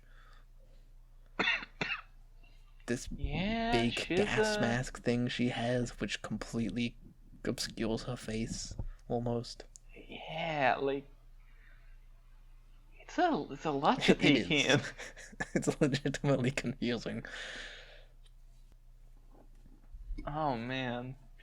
Hmm. I guess this is her normal stance as she's coming towards you. Legs spread wide, boobs like face first. Just Yeah. yeah, she looks like she's about to pounce. Yeah, like, because she has all this, like, toxic looking smoke coming out, it does seem like a dangerous fucking thing as well. All these spikes. Yeah, This is a dangerous individual. yeah, she's probably very poisonous. I actually did look up because I wasn't sure Yeah, what but Abaddon is. Very first thing is that it's a yeah, Hebrew term meaning destruction or doom. Representing a bottomless pit or realm of the dead in Hebrew Bible. I see. Yeah, I heard the name, but I never really know the origin of it because usually it's a demon, just portrayed as a big demon in most things. Yeah, but what is? There's also an Abaddon I in never actually. 40k. Yeah, but what fucking? Okay, but what? Yeah, this is a bug. Is it? Yeah, and the book of Revelations, an angel called Abaddon is described as the king of an army of Oh, locusts. Oh, so it's just supposed to be locust based? Because that's not the. No, yeah, with the big wings. Yeah, I can see it. okay. Locusts are another thing that is weirdly gross and upsetting. Yeah, I'm on the villains wiki right now. The Locusts of Abaddon. This is sick. Yeah. In the bottomless pit. Yeah. This is cool. This is cool, Yeah, actually. it's a. I also like the fact that they Yeah, have there's a demons on lot the of. villain wiki. I like that. Yeah. Like, yeah, demons from mythology. Abrahamic, yeah, religion. Yeah, it's cool. Yeah.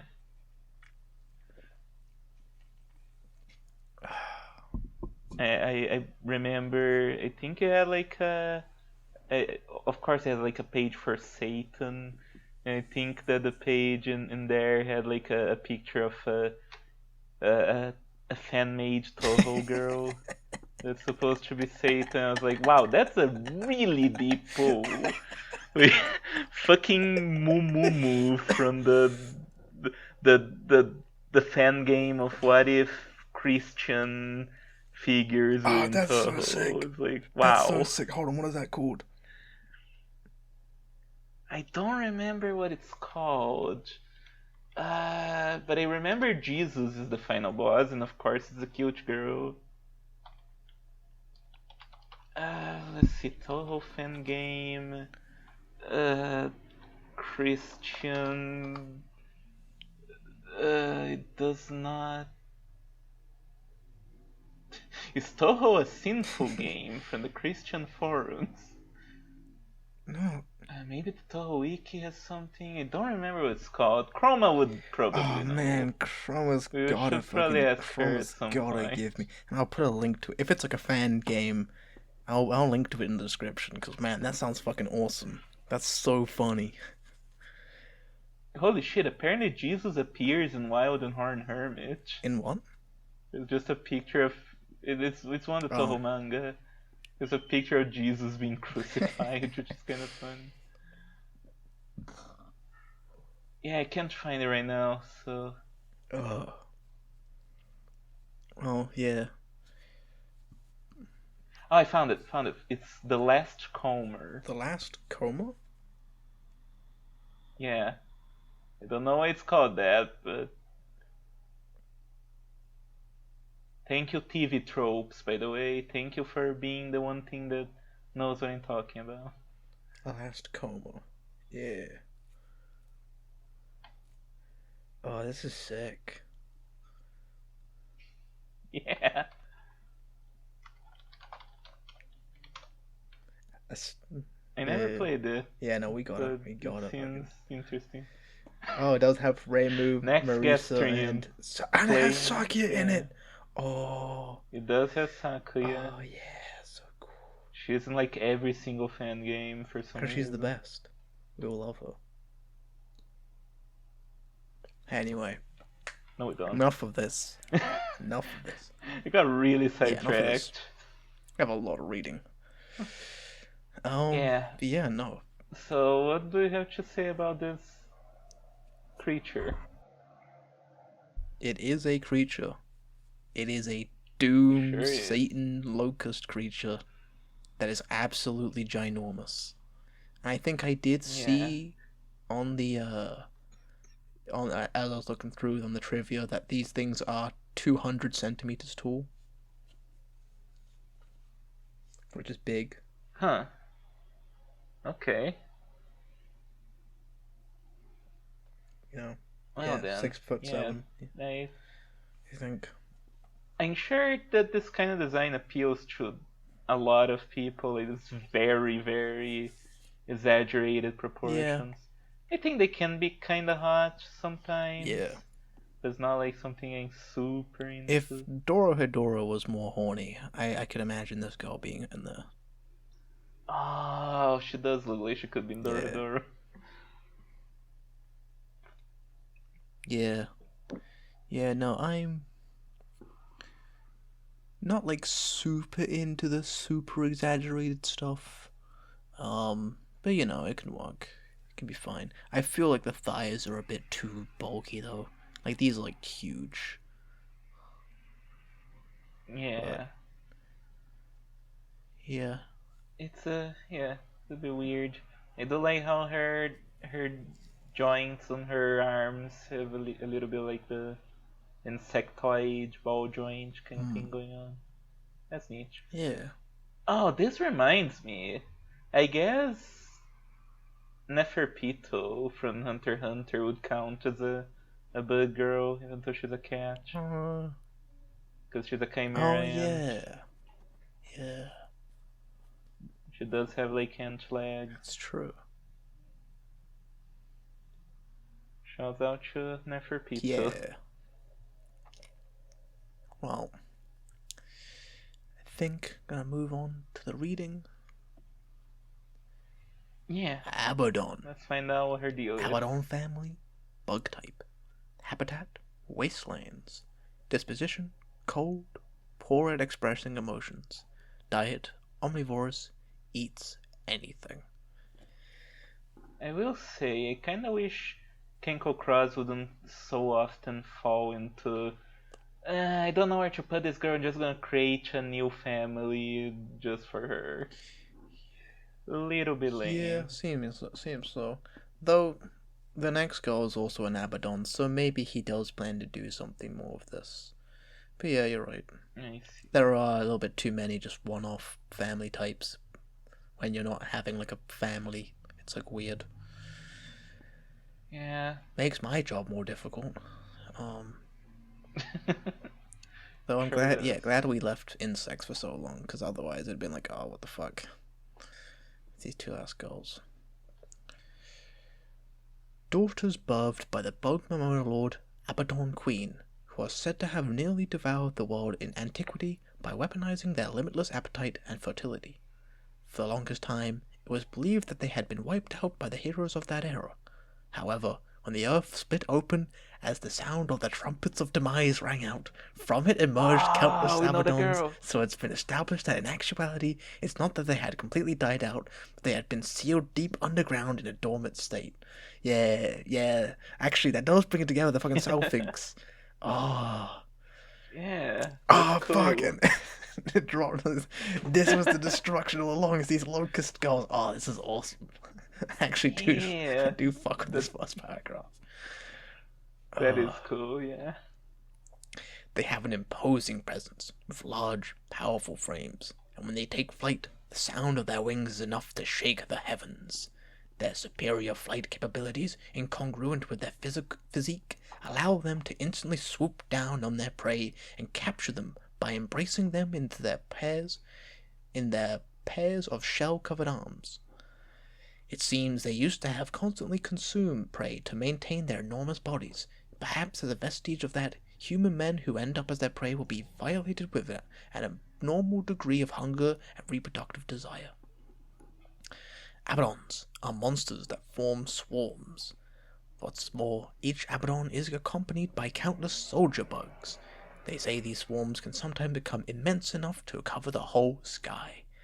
Their bodies constantly give off overflowing pheromones, which not only act as a powerful stimulant for male reproductive instincts, but also used to command their swarms.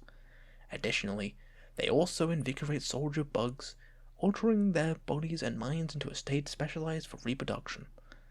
A swarm command via pheromones becomes practically like one gigantic, writhing mass in the sky that will descend upon towns and villages in pursuit of large numbers of their prey, human men, at which the point they do is repeatedly engage in feeding and reproductive activity.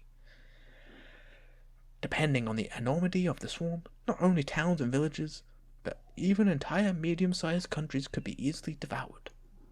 In the lands attacked by them, it is said not a single unmarried man remains.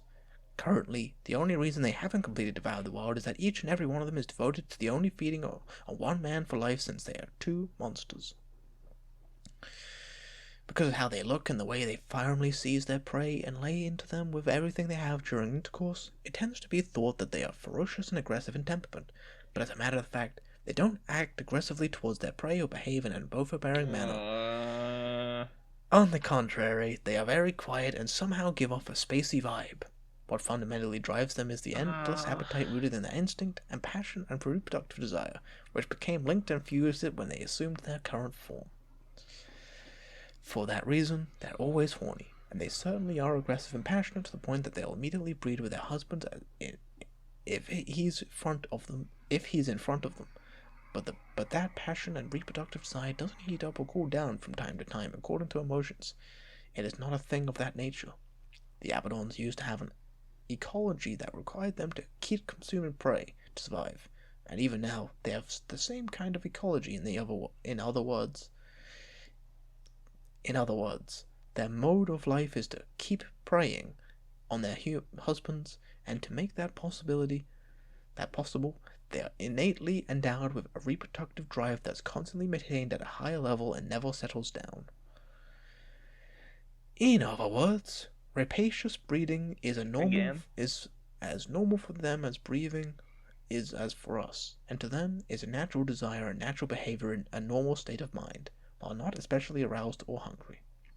For that reason, despite the intensity of the sex, they aren't ferocious in temperament, and when they look at their husband with narrowed eyes as they hold them in their arms, on the contrary, one can even sense something gentle.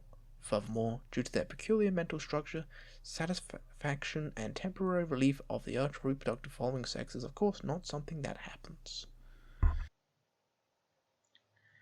So, I was really enjoying this entry.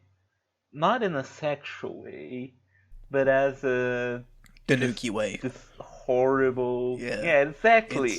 The same way as the Tanuki, or like this horrible villain that emerges from the depths of the earth and clouds the sky with so many bugs that you cannot even see the sun. Its wings shake the heavens. It's like they descend upon, and like it's just like the idea, like locusts, this famine, this idea that like they just like eat and tear through crops and villages and stuff, and like them doing the same upon just destroy everything. Is so cool. Yeah, and then it gets to the point of okay, they come down to attack and destroy everything, and the moment it lost to me is like a swarm commanded via pheromones becomes practically like one gigantic grading mass in the sky that will descend upon towns and villages in pursuit of large numbers of their prey. Human man!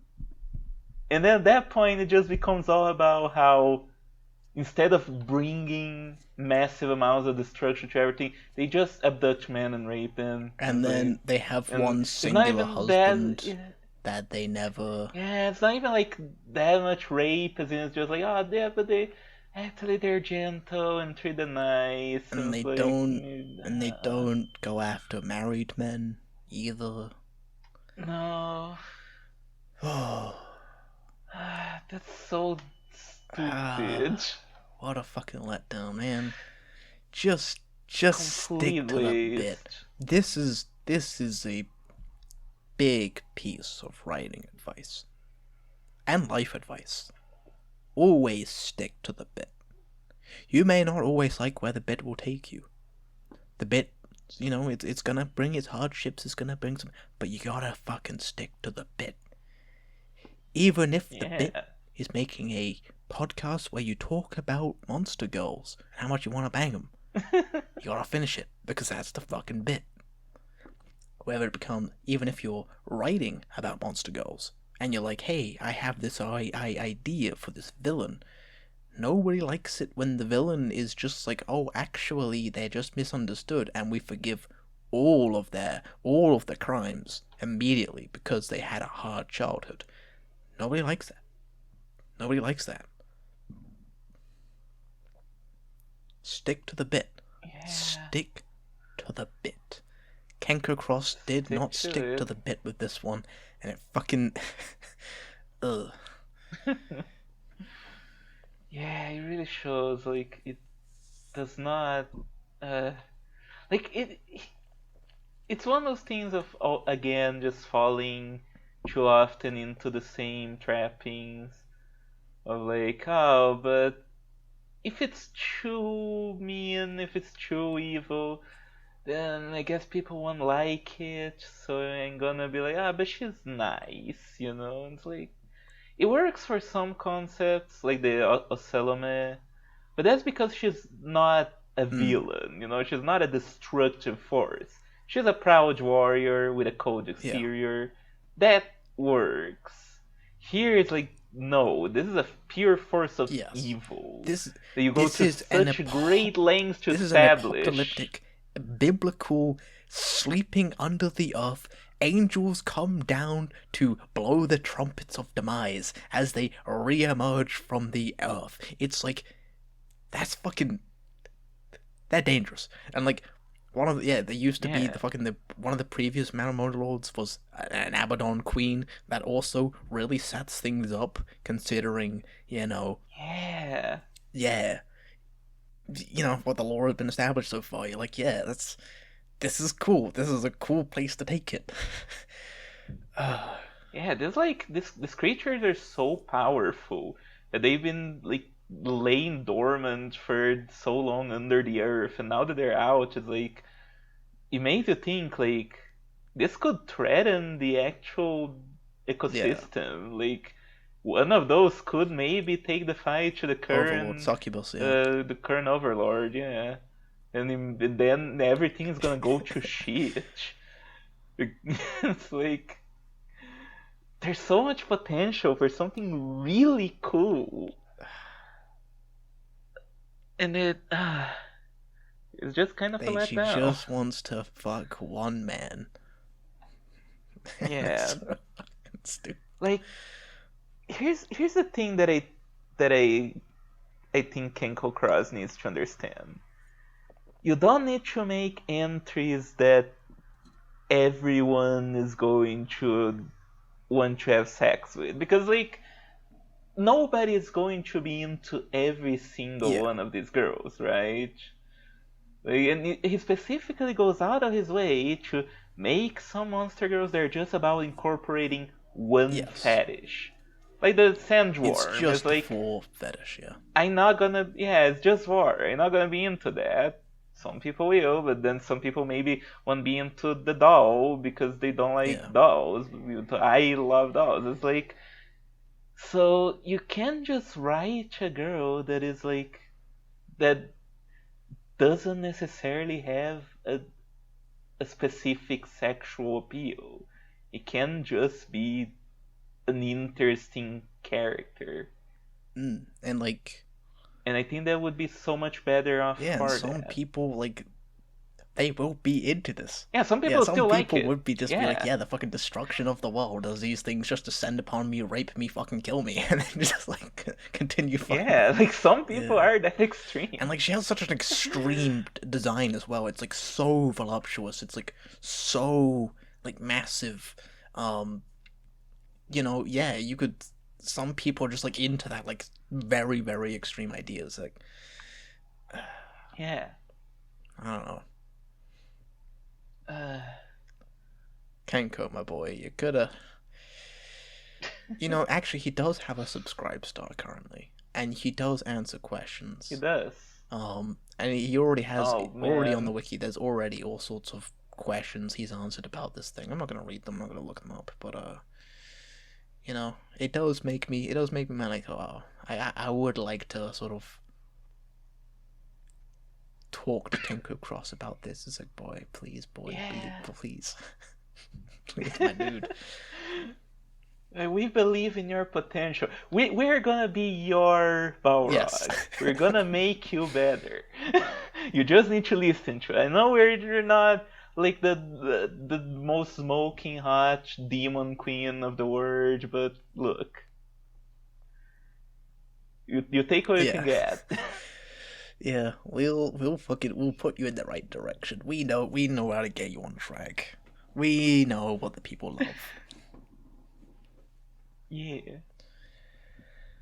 I mean, we say Munta is like very, very Yeah. successful and Yeah. wealthy from his work. So yeah. We'll get him, we'll Still, get Zun, we'll get we'll get all sorts of people that we think are off the wrong track, and we'll get them yeah, writing. all those Yeah. losers, they'll listen to Uh, us. We have at least 85 subscribers on YouTube. We know what we're talking about. I'll convince Hideaki Anno to There's make a. 4 people who follow me Oh on yeah. Comic Theory. Yeah. We have a couple of Patreons too. Um, Yeah. One of which is me. yeah, You know. yeah. Well, Oh man. it's last and final go. Abaddon Folk. Abaddon Folk. So it seems that Kenko Cross lately really warmed up to the idea of having like a big imponent monster girl and then their Yes. minions. Yeah. No, we had. Yeah, the Pyro, the Yeah. Dragonute. Yeah. No, we've had quite a lot of, and I think like the Pyro has been like the best so far. But yeah, Oh, yeah. for But sure. he likes the idea of. I mean, I guess he's always kind of done that, you know. Though he didn't, he had like the Ice To some Queen and the extent. Glacie, and Yeah. he had the Honey Bee and the Queen Bee, but you didn't see the Queen Bee. But they were still there. Yeah, you don't see the Yeah, Queen Beta. still there though. And I guess it's like the quickest way to make like a family, is like you have the ones in the hierarchy and then like the soldiers. Yeah. I mean, it's a good Yeah. idea, I think. It immediately like expands on a concept, so don't have a problem with it. Yeah.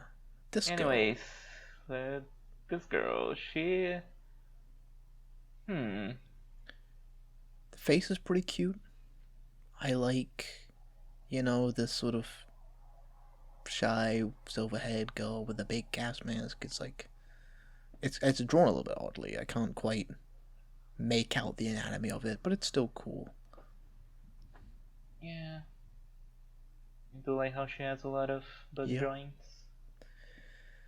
Not quite doll joints, but I still appreciate it. Alright, Bug girl. Bug soldier so girl.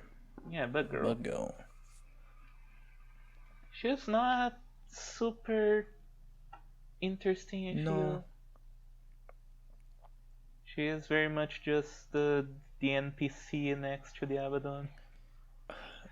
You fight like a lot of them in the RPG, Yeah. and they all have this exact same Yeah, you do design. find a lot of them. I do. I don't know, her like big puffy boy short things she has that seems also a part of her flesh. Again, it's hard to fucking make out the anatomy of this quite.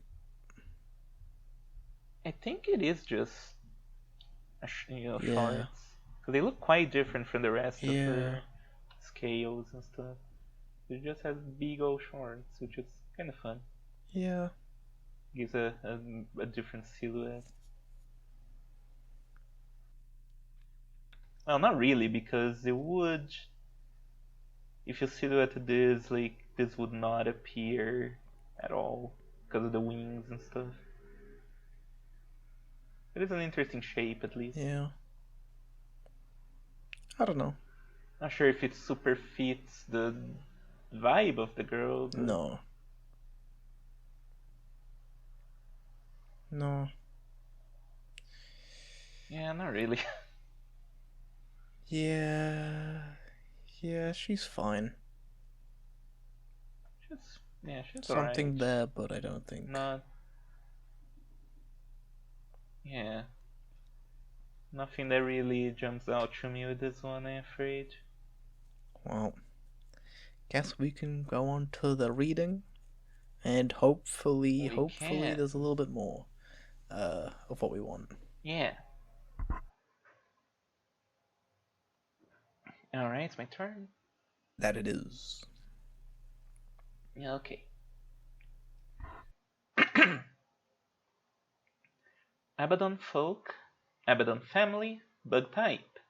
Habitat wastelands, disposition, serious, devoted, poor at expressing emotions. Diet, omnivorous, eats anything. The soldier class of the Abaddon race, which make up the majority of the monsters in any swarm led by Abaddons. They are also called soldier bugs. They descend upon towns and villages along with Abaddons in pursuit of large numbers of human men, which are their prey. The way vast numbers of soldier bugs fill up the sky in the former era, it was treated as a dire calamity that could very well destroy the world. They're also able to read instructions and detailed plans from the pheromones employed by Abaddons. Due to this, the swarm can fly in perfect synchronization, and they can coordinate with their comrades in the field, even without needing any other sort of language to communicate. Their bodies are much more petite than those of Abaddons, but even just one of them can easily pin down a man with their 2 pairs of arms, and since they attack in well-organized fashion, their prey doesn't stand a chance. They're extremely loyal to the will of the Bugmamonolorge Abaddon Queen, who is at the pinnacle of their race, to the wills of their commanders, the Abaddons, and to the collective will of the swarm as well. Could have used some semicolons there instead, but I digress. Given how they carry out their whatever tasks are given to them as members of the swarm in an indifferent manner, they seem to be somehow lacking in emotion, and it can even feel as if they have only a weak sense of self too. It is believed that Abaddon swarms are compelled by the will of the Bugmamonolorge Abaddon Queen to fill the world with their offspring, and as the vanguard, just like Abaddons, an endless appetite is part of their ecology too. In other words, they are endowed with great passion and a powerful urge to reproduce. Essentially, the most important role for them to perform as members of the swarm is to lust insatiably for the husband they've obtained and single-mindedly engage in repeated breeding. However, there's something else which guides their behavior besides the will of the swarm and the will of the race. They excel at reading pheromones, and it turns out they can even read pheromones coming from human men in minute detail. When they sense increasing lust and the urge to breed in their husband in this way, they will attempt to breed with him, in response almost as if to obey his pheromones, which seem to have an extremely powerful influence in determining their behavior that often even takes precedence of their will of the race and swarm. Furthermore, Abaddons tend to prefer a life of indulging in nothing but reproductive activity, but on the other hand, perhaps because of the devoted nature of their kind, or because of multiple individuals may sometimes assault a single man and share him, they tend to prefer a life interwoven with non-reproductive sexual activities using the hand's mouth, and so forth as well. As to refuse to allow their husbands to be in a state of excessive lust, As soon as they sense it through pheromones, they use their hands and mouth to quickly take care of him. While it's an act of devotion, it also comes off as if they're controlling and managing the lust and ejaculation of their prey. They treat it the same way the Abaddon family generally treats breeding, so of course it's something they do while in a normal state of mind. Even when in the middle of conversation with their husbands, if they sense any sexual desire, they'll crowd their hands towards his penis in a nonchalant manner. They often service their husbands even while engaged in business-like conversations. Additionally, the soldier bugs can also release pheromones from their bodies, which have a much smaller area of effect and can at most be used to exchange information with other nearby individuals. But their potency, when used on men to stimulate their reproductive instincts, oh look, a typo, is no different than an Abaddon's. Well, I guess it is a newer entry, so they haven't had time to shoot the bugs. Yeah. Interesting. Wait, when they sense from their husband's pheromones that he is not in a state of sexual arousal, they'll quickly shower him pheromones to stimulate his reproductive instinct to try and constantly maintain him in a state where he can breed with them. They certainly are loyal to the will of the swarm, as well as to their husband's desires, but when it comes down to it, what they're most loyal to is their own passion. That, for sure, is probably their own ego, which determines which thoughts and behaviors as individuals. Okay, so hey, do you want a girl who gives you, who denies you sex instead just gives you handies? This Do I have a girl for you? It really does.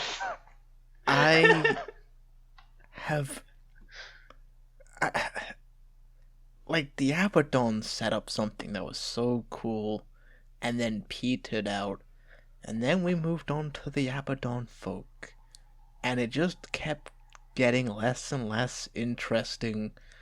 Yeah. And devoid of anything in and I don't even remember what was cool about the first thing. For a second there, I was just like, it was kind of like when I was reading the fucking the Kunoichi, where I'm just sort of like glazed over, just like, what the fuck is this pointless shit? This is so pointless. Yeah. Like, it doesn't make any sense, too, because, like, okay, when the guy is aroused, they'll go out of their way to not have sex and just give him a handy. But if he's not aroused, they'll use their pheromones to make him aroused, because that's their reproductive instincts, but they're not they're going out of their way to not reproduce. And, like, again, it's like, they're just as loyal to the Abaddon Queen as they are to their husbands, and it's like, well, being loyal to the Abaddon Queen, this, like, deity, as it's sort of described, like being a Mamona Lord, it's like, yeah, that's cool. And then, being, devoted to the husband, that's also cool. Some sort of, like, conflict with that, or some type of, I fuck her so good, she now is devoted to me, or she will always have the Abaddon Queen in her heart, so she will always seem as lesser. You could do anything, any sort of dynamic or, like, idea there that you can have to, like, the idea of a soldier's loyalty. Whether I'm into it or not, I can still at least I see that that's an idea. This is, like, nothing. This is just, like, the vague idea it feels like he had no loyalty, but, like, no real, it's not, like, felt in anything. She just kind of does some type of instinctual thing that is inside of her, which makes no sense and is A, not attractive, and B, not interesting. Yeah. Like, it feels that he just, because he's in this kick of giving the powerful monsters their minions, he gave the Abaddon a minion, but had zero ideas on what to do with it. This is nothing. this has like nothing. I guess try to incorporate a little bit of like maybe not even orgasm denial, because that would be an idea that we haven't really seen. Instead, it's just not having sex and just giving you hand jobs. There's nothing. There's fucking Listen, nothing. I'm already not having sex, and the world is not ending. So, you know.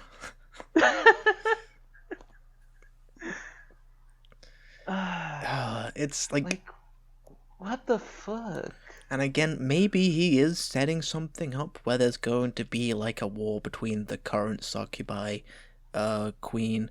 There's the Abaddon queen. There's the fucking dragons. They also want to do their own thing. It's all going to be one big clash between all these things. But ultimately, I don't really give a shit because he constantly like, you know, makes his own ideas less interesting, you know, so they can be like a housewife. And again, it would be cool. It would be cool to see these like biblical insect locust monsters destroying shit versus the dragons who want just like the dragons to be the only thing as well. And yeah, then we have the succubus who has been completely rechanging the world as she sees fit, in order to fight the one true deity. It's all leading up to some massive fucking clash. That's like, yeah, that's like cool. That's a cool thing to do with your porn series. But ultimately, you lose me constantly, Ken Cross. You lose me constantly.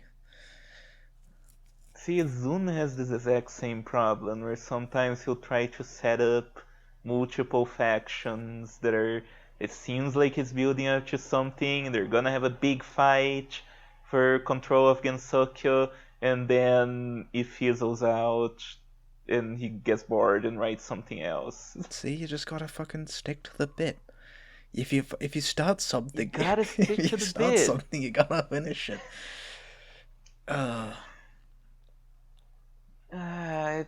Yeah, like this is so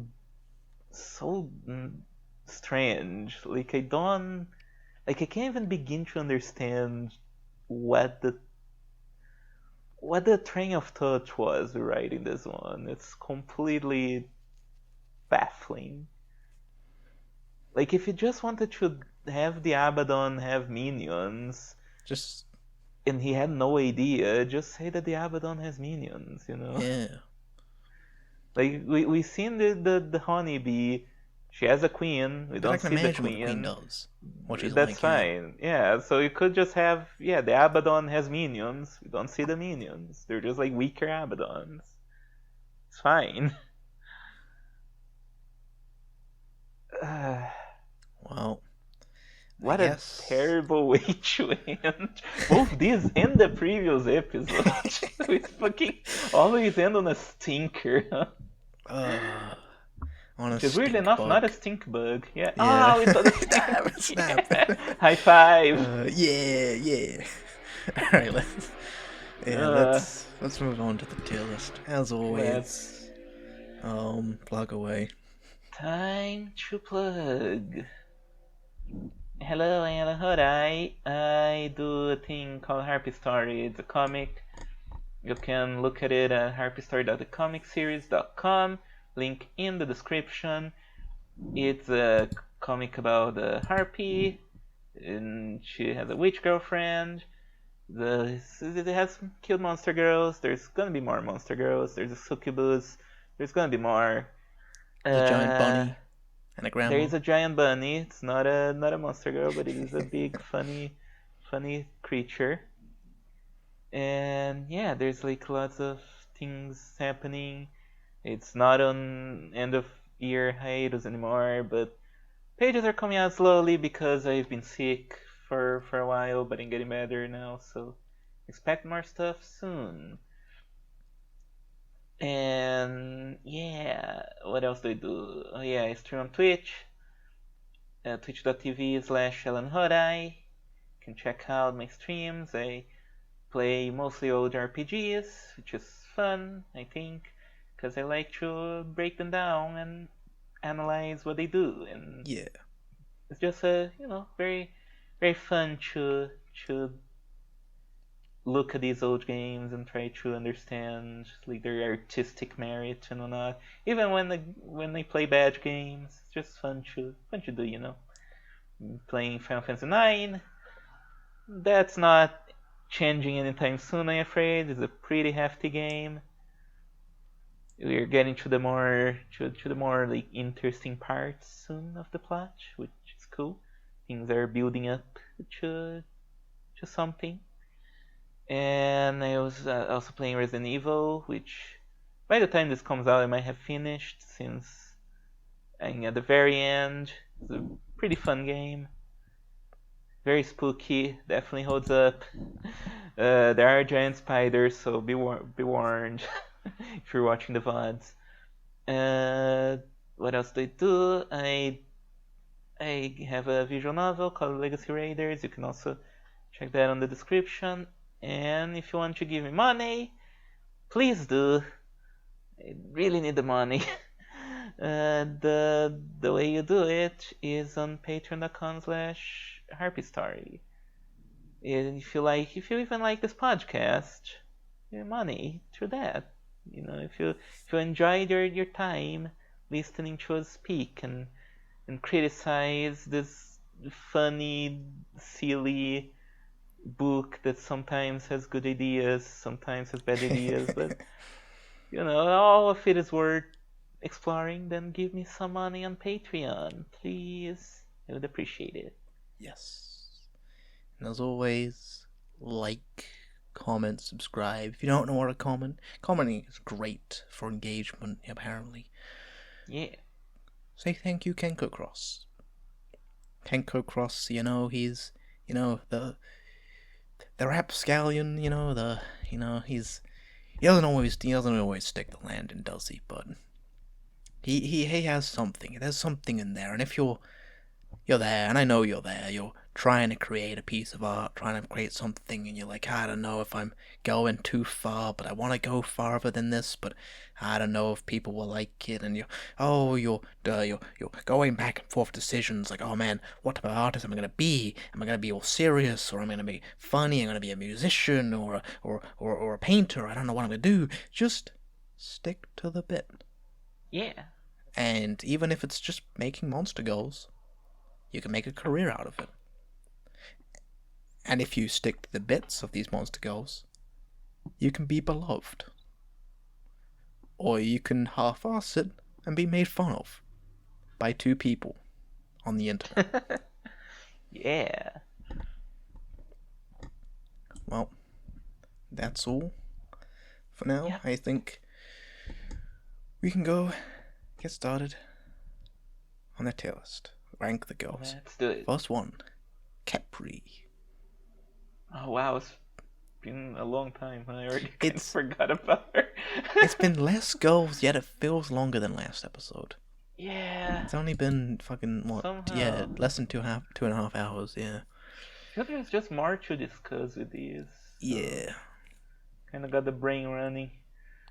Capri, one of the better ones of today for sure. Yeah. Cute design.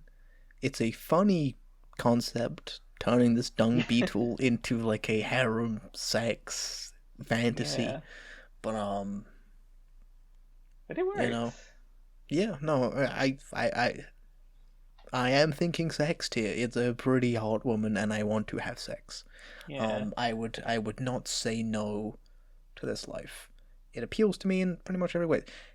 Is there anything about their character that makes me love them? No, but then again, it's like an entire species that I can just walk up to and have sex with. There's bound to be someone that's gonna, be like, yeah. I'm gonna walk into a room while she's watching Shin-chan, and I go, oh, she's the one. And then I fuck her. And then we watch Shin-chan. Yeah, I gotta have plenty of people to watch Shin-chan with. Yeah. They're all like, yeah, can we have Oh, sex now? oh, And I'm like, oh. no, no, this is the part where he gets his willy out. Yeah. You're the king. So after they watch Shin-chan and like it, they build a statue of Shin-chan with his butt Yes. out. Just like yeah. And now future archaeologists will look at this and be like, was this was this a depiction of the previous Mamono Lord, perhaps? uh, yeah, Yeah, I I mean, agree, sex tier. yeah, not quite as at the top as the Slime Queen is. The Slime Queen is a similar, but I think even better, stronger idea and concept. Yeah, But it's a second best. I'll for take sure. I'll take a Capri, if not the Slime Queen. Vamp Mosquito. Ooh, not for me. Pretty easy, No, not for no, me. yeah, no disagreements. Some fine ideas, some good ideas. People should kind of take it and put it into an actual vampire girl because that's pretty cool. Some of the bloodline stuff. Some of the yeah, but no, just I don't like being I don't like being itchy. Yeah, I don't like having don't my wanna blood get you drained. chill over. It's I don't know why I decided to keep the worst part of mosquitoes. I Weird really don't. direction, yeah. Like design's cute, but not cute enough to. Yeah. Uh, Umokade. fucking.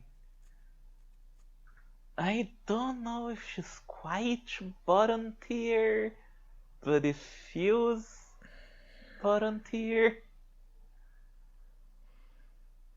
Is she? I mean, Cause here's the there's thing, I don't wanna be like, oh, she's a centipede girl. I don't like that, so bottom tier. I feel no, that's a no, bit mean. no. Even Centaurs, which we went into, and it's like one of our overall lowest rated episode. We still only have one bottom tier Centaur because it was a Yeah. really bad idea. Well, yeah, fucking. Yeah, the fucking kelpie. Um, this, however, I think it's gonna have to be another not for me. It's not. Yeah. It's not so disgusting to warrant a bottom tier, and it could have very easily been just like off-putting in every way. Yeah. But in the same way the sandworm is. But Yeah, I look at the sandworm and I think this is not as bad as that. no, you can just barely scrape by for not for me. I think Yeah. I don't like being bitten and poisoned and raped or whatever. But again, And you do have some good sure, ideas. and sure, there's a centipede girl fandom somewhere. Green worm. Green worm. Okay, so I feel this one and the papillon we gotta do kind of together, because it just makes a lot of sense to me. Papillon, wife tier. Green worm, daughter tier. Yeah, it's yeah, pretty. The green worm, cute, adorable, and I love all of it. I don't want to have sex with her at all, but like all the other daughter tiers, we don't really want to have sex with them, even though sex is Yeah. present. Um, yeah, but like this idea of the coming of age through going into like a chrysalis together and growing up, and she becomes like the perfect. It's like it's so perfect. It's such a perfect. It is a good idea that's executed, and like, yeah, yeah, no, it Yeah. like fucking speaks to me. I love the It just design. I love everything about it. yeah, it's really Um, good. You know, it's just a really good idea. Executed pretty well. So, yeah. and if you Wonder. don't want to go into the chrysalis, there was the last paragraph saying that sometimes they grow into butterflies without a man, and there's just a little bit of appeal to that too. You know, like Yeah, they're just the these fail horny. girl kind Yeah, of just couldn't get a guy, and was like, I we can work something out. How about that? yeah, I also yeah, lonely. yeah. Also missed the childhood love, and you're just like, it might Yeah. be for real, for real. Wonder Worm. Wonder Worm. I'm thinking as much. Like I said, I wanna sit on her lap and give her a kiss. I think that would be fun. There's nothing that really appeals to me in this. But there's nothing like it's almost a plain tier, despite how, good It's its almost design plain is. tier, yeah. But yeah. If you want to put it up to smooch tier, I won't argue. I think it's smoochable enough. Yeah, that's fine. Yeah. Okay, now we get to the Avedon. Okay, so proposition. Because the Tanuki, we love the Tanuki. We do. She also had that stupid thing at the end of but she actually really helps you. The thing is though is that because of whatever character is, you could believe that she somehow tricked the writer, the encyclopedia man. I guess that's true. Into writing. We did headcanon there. Yeah. The Abaddons, though, I don't see how any way we can headcanon this into being good. That's true, yeah. God fucking damn it, because it's such a good concept. It is. And the first half of it is so cool. Oh, man. I am willing to actually... I don't want to put it into Nuki tier. But I do get a lot of the similar feelings as we could ignore it. Actually, it doesn't make any sense because we don't. No, I guess because they already ruled over, so we kind of know. I think there is a reason to say why he knows it. But on the same time, we could say, I don't know. There's not enough personality in the way fucking... Yeah. I think we can do, another tier for her, maybe. Because it's hard to think of, I don't want to put her in bottom tier. No. Also, I don't have any attraction towards this character. No. She's not playing. It's hard to think of her as a notch for me. Because she doesn't actively appeal to anybody. Yeah. She's... The thing that does make her appealing gets contradicted by the second half of it. How about just a wasted potential tier between bottom tier and not for me? A wasted potential tier. See, that would kind of change stuff because yeah, that's kind of the thing, right? Because then there's a few that could the Lilim is wasted potential. Yeah. The Boggle Boy. The Boggle Boy is potential, yeah. We have to think about this one carefully. We do. We do. I mean, if we turn Tanuki tier into some form of villain tier, right? Where that's what was my initial idea. The only appeal is that she is just such a great villain to have around. Yeah. That she does inspire something legitimately. If we, hump the agate and just ignore the sex part, we just stick to that part. It is so cool. It does invoke a feeling similar to the Tanuki of, man, what a fucking cool villain bitch. Yeah. Yeah, that was my idea. Tanuki tier to villain tier. Villainess tier. Yeah. No, you click it off. Fuck. Yeah. You can just click to the side on the little box.